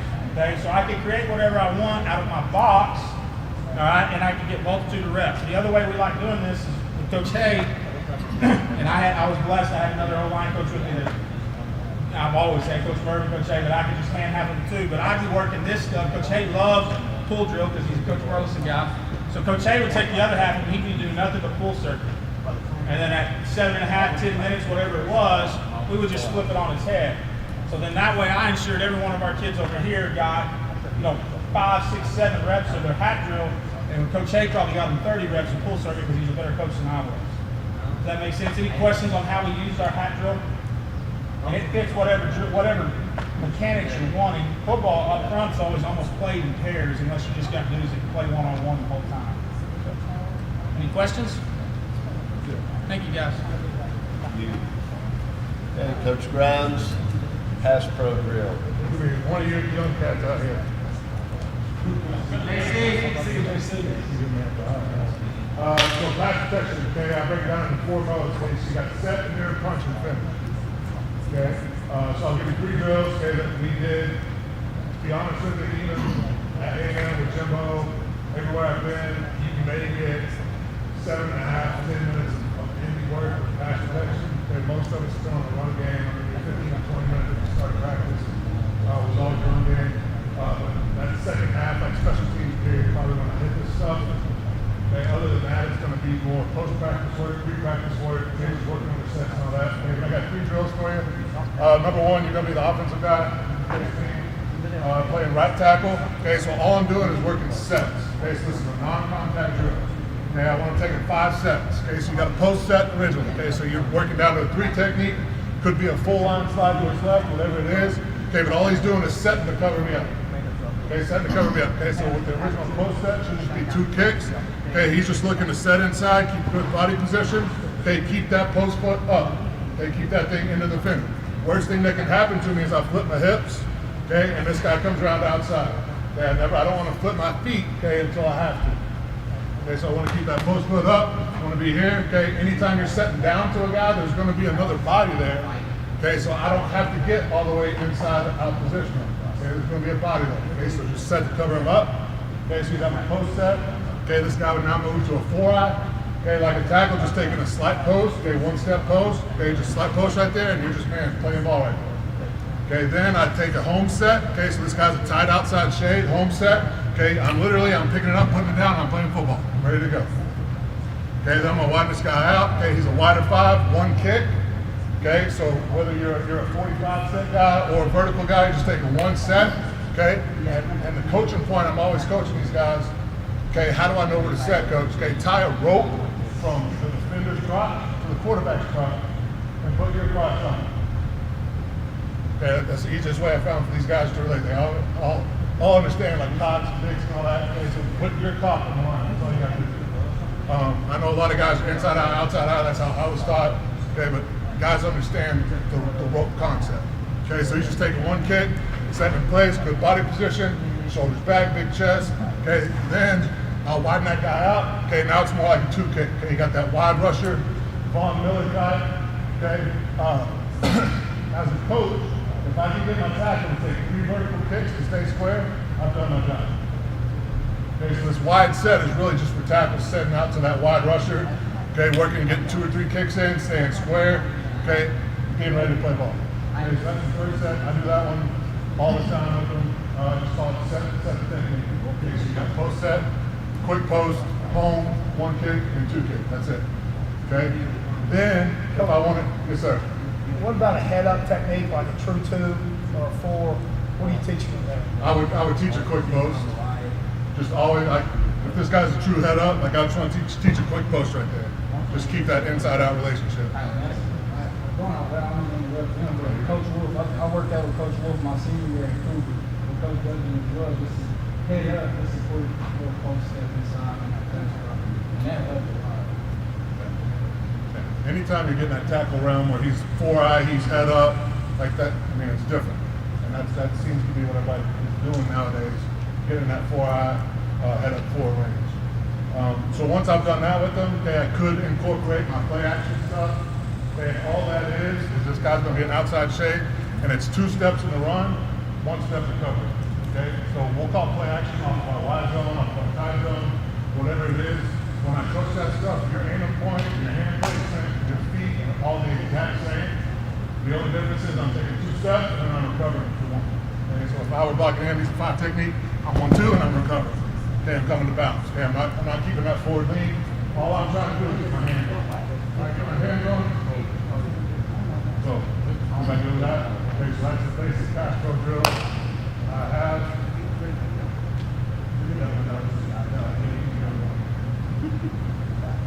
Alright, okay, so you got the set part of it. Okay, then you got your mirror drill. Okay, probably everyone in America's done it.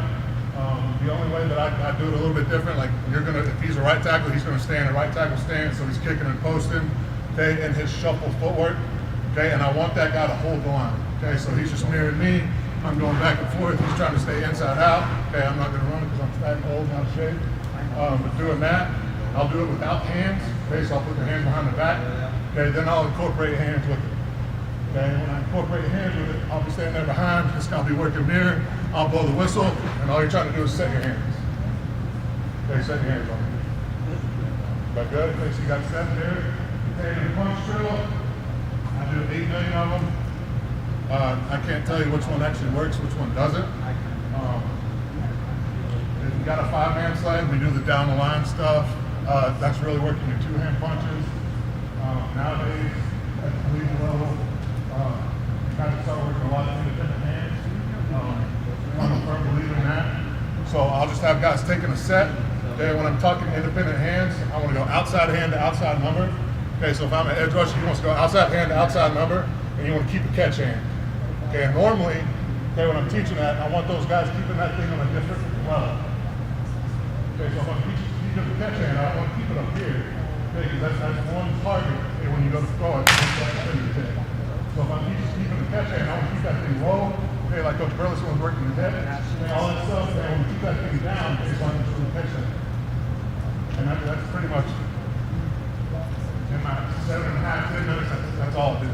And it's just working sets, mirror, and then punch. And then the finished part kind of takes care of itself if you've done the first 3 things right. You should be good. One other punch drill that I will do, especially for my bigger guys, I have a problem getting out of the stance, is I will grab one of those hand shields, and he'll be in his 3-point stance, and all I'm doing is I'm saying go, and I'm trying to take his bag, and I'm trying to hit him in the face. And I still want that guy taking a set, 2 good steps in, always keeping the rope between your feet. Okay, so if this one goes free, this one comes free, then get out of my stance, hit my head and chest back, and then throw in the hand. Anytime I teach those guys, I don't coach hand a whole lot. I think it just naturally happens. If I got guys, I go elbows out all the time. I just want to keep my elbows tight to my rib cage. That'll naturally keep your thumbs up. That'll naturally keep you powerful. Everything you do in weight is like that anyways. So I just tell them, rub your elbows in your rib cage. Anytime you're working your hands, all that stuff. But I'm on low, high, those hands should always be around my hand. Like I am.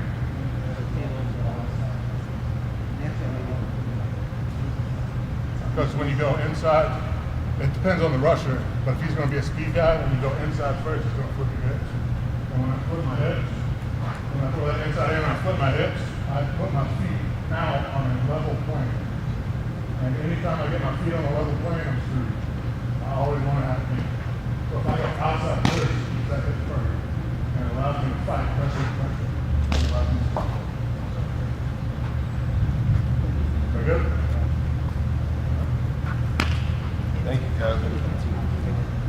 Hey, now that's it, is with speakers and all that kind of stuff. We've got time dedicated, 15 minutes or so, for a discussion panel. Anybody have any questions at all? Just a little Q&A time. One thing did come to mind, and this is for Coach Grimes, and then I guess anybody else. Like a center, past setting the nose, you talked about vertical sets a little bit, but also, your interior has the depth of the pocket and all that sort of thing. So, what do you think about, a center past setting the nose? Do you want him to get a little bit deeper and, let that nose show where he's going, or do you want to just jump him right now, or what do you think? Two things on that. Okay, so it's his ability versus my ability. So like Ole Miss had an ass kicker for a nose guard. Get away from him. You got to get away. But the number one thing I teach those guys, whatever, if I'm going to step on him, if I'm going to hard set, or I'm going to take 2 steps back, okay, you got to declare a foot. So as a center, you're going to start with that natural even base. If I take a step and I keep that even base, and that guy's applying pressure to me, first thing I'm going to do is I'm going to drop a hip. Okay, and if I drop a hip, I've just created a soft shoulder for him to hit the quarterback. Okay, so if I'm a center, whether that guy's head up nose, wherever he's going, it doesn't matter. All I want to do is when I step, I want to declare a foot. Okay, that way, now once he makes a move, I'm either in kick or I'm in coach mode. Okay, and it allows me to keep my hips square, and it allows me to do what I call fighting pressure with pressure. So if he's pressing my right hand, I'm going to press right hand, right hand. If he's pressing left, I'm left hand, left hand. So it really comes down to your center. Is he comfortable being aggressive? I'm fine with that. Just make sure you declare a foot. Don't sit with even feet. One of the big things we work on offhand with our centers, offhand stab, that's the center's best weapon. So every time, like Coach Dudgeon was talking about snapping, you'll see our centers, every time they snap, they're working that offhand. So if they're a right-handed kid, he's working that a million times. Because especially on a zero nose, if he can get that, at least buys him some time to be able to get away. And that, for us, that kind of determines that foot a lot of times, because that's kind of natural for that kid to do. So whichever hand that they're not snapping with, we work that stab a million times a day. That's the very first thing we teach ourselves. Anybody have any questions about anything? Throughout the day, said when we started, I wanted to learn a lot, and I have. I filled up some pages worth of notes. I'm in, and thank y'all all so much. Can't thank you enough, but this has been an awesome day. I've gotten a ton out of it, and I appreciate y'all being here. And I do want to brag on y'all being here, because I know, there's a million other places that y'all can be. Does anybody have any questions they want to ask, anything at all?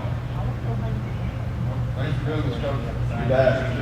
Yeah, hey, if there's, and I know y'all know Clay Martin, Coach Martin, but if you don't, he's our head football coach, AD, and I know this is coming from him. If there's anything y'all need, if there's anything the Wiley Bulldogs can do for you, don't hesitate to ask us, okay? Best of luck this year, and y'all have an awesome rest of the summer and a great season, okay? Yeah.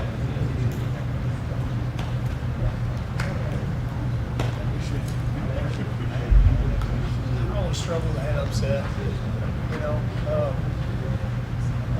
It's always against the spring ball. What is your defense? For 7 years old. See, a lot of times we take that set and tells us advantage.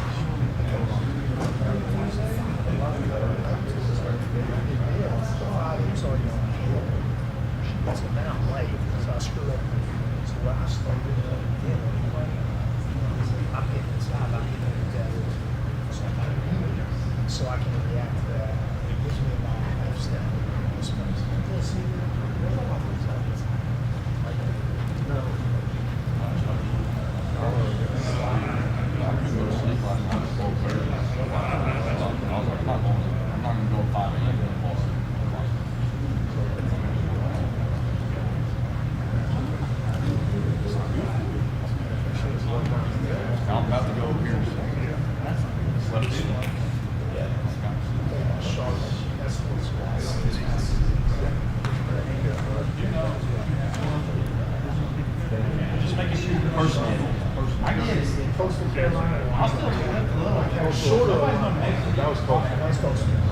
I did that plenty of times.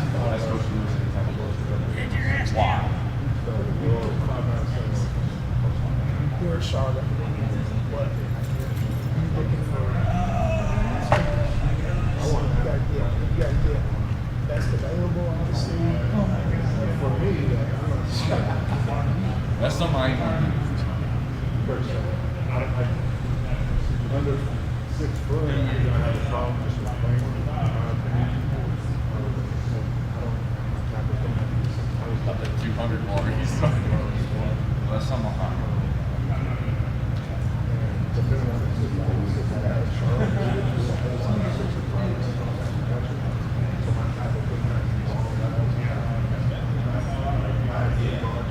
yeah, APRs, hottest room in the summer, the coldest room.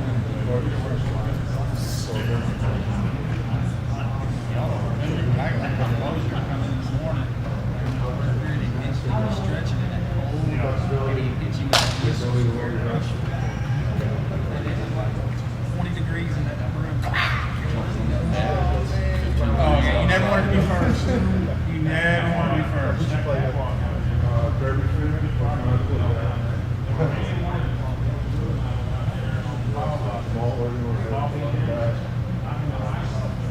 Yep.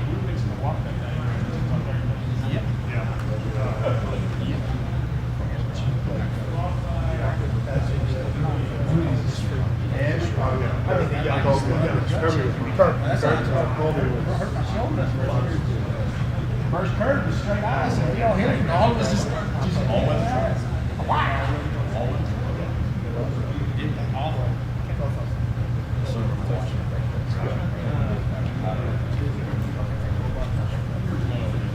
Walk around that track like there's